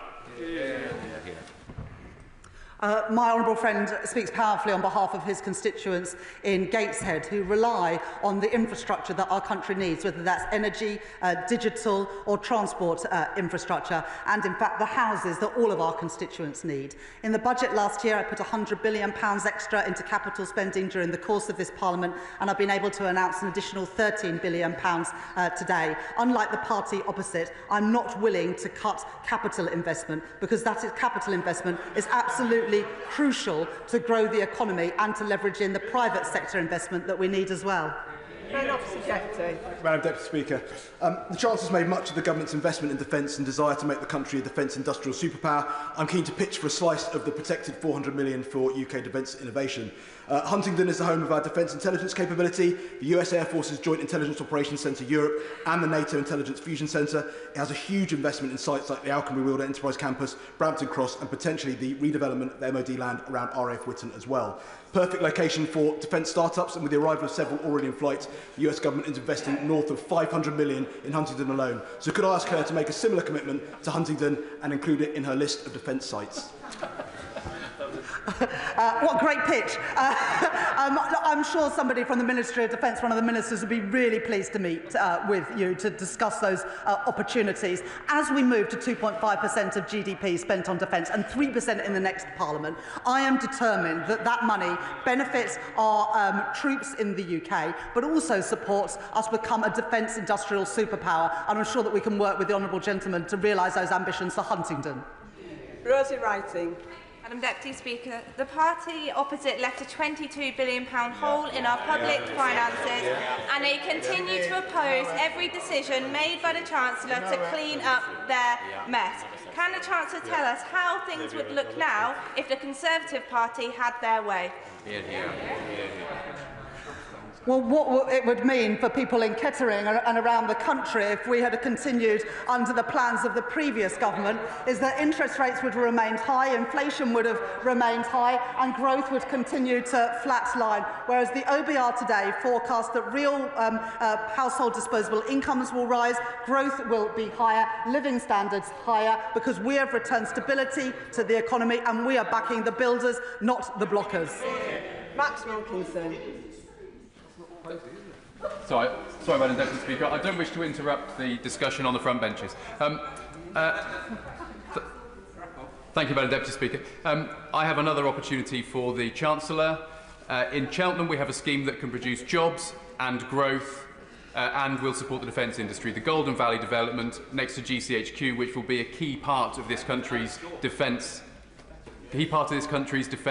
investment over the coming years. Will the Chancellor taken upon herself to work with ministers and other departments who already know about this to make sure that we get the investment that we deserve and GCHQ workers deserve too. I'm really proud of what GCHQ do to keep our country safe, and part of what we are doing around the defence budget above the lift to 2.5% is including some of the security service work, because increasingly the work that the security service do is crucial for our national security and defence. Of course, that's on top of the 2.5%, but as we protect defence spending, it is right that we take into account GCHQ and other security agencies as well. And of course, very happy to work with you to ensure that we maximise the benefits for so many constituencies, including in Cheltenham. Graham Downey. Much, Madam Deputy Speaker. Can I thank the Chancellor for her statement and welcome the increase in defence spending, which represents a huge opportunity for Scottish workers. I was delighted to have her visit Rosyth in my constituency recently. Will she work to ensure a continuous shipbuilding programme in this country to maximise the opportunities for Scottish workers? And does she agree with me that it is utterly shameful that these workers have been ignored by the SNP for the last 18 years? And will she confirm that this Labour government will always value the role of shipbuilding for our economy and our national defence? I couldn't agree more with my honourable gentleman. It's just a shame that there's no SNP members in the House, although there are so few of them, to hear what he said. Perhaps the honourable gentleman would write to the SNP and ask them why they refuse to back the defence sector in the United Kingdom and specifically in Scotland. Adnan Hussain. Thank you, Madam Deputy Speaker. It is estimated that in under 5 years, there will be over 3 million families in receipt of disability benefits who will financially lose as a result of today's announcement, with an average loss of £1,720 per year compared to inflation. Is the Chancellor comfortable knowing that she has brought despair and horror to disabled people and their families across the country? We have a very basic principle that people who deserve to be protected should be, those who can work should, and that we need a system that is sustainable. We don't have any of those three things today, and that's why we're reforming our welfare system, to give additional support for those with the highest needs, to give personalised, targeted and guaranteed support to help people back into work, and to ensure that we've got a system that is sustainable so it is there for generations to come. Louise Jones. As the Chancellor will know, the East Midlands is often at the bottom of investment league tables, and indeed we do suffer through a lack of transport planning. Will the Chancellor outline to me, however, how the extra public investment and the National Wealth Fund will change that and deliver for people in North East Derbyshire?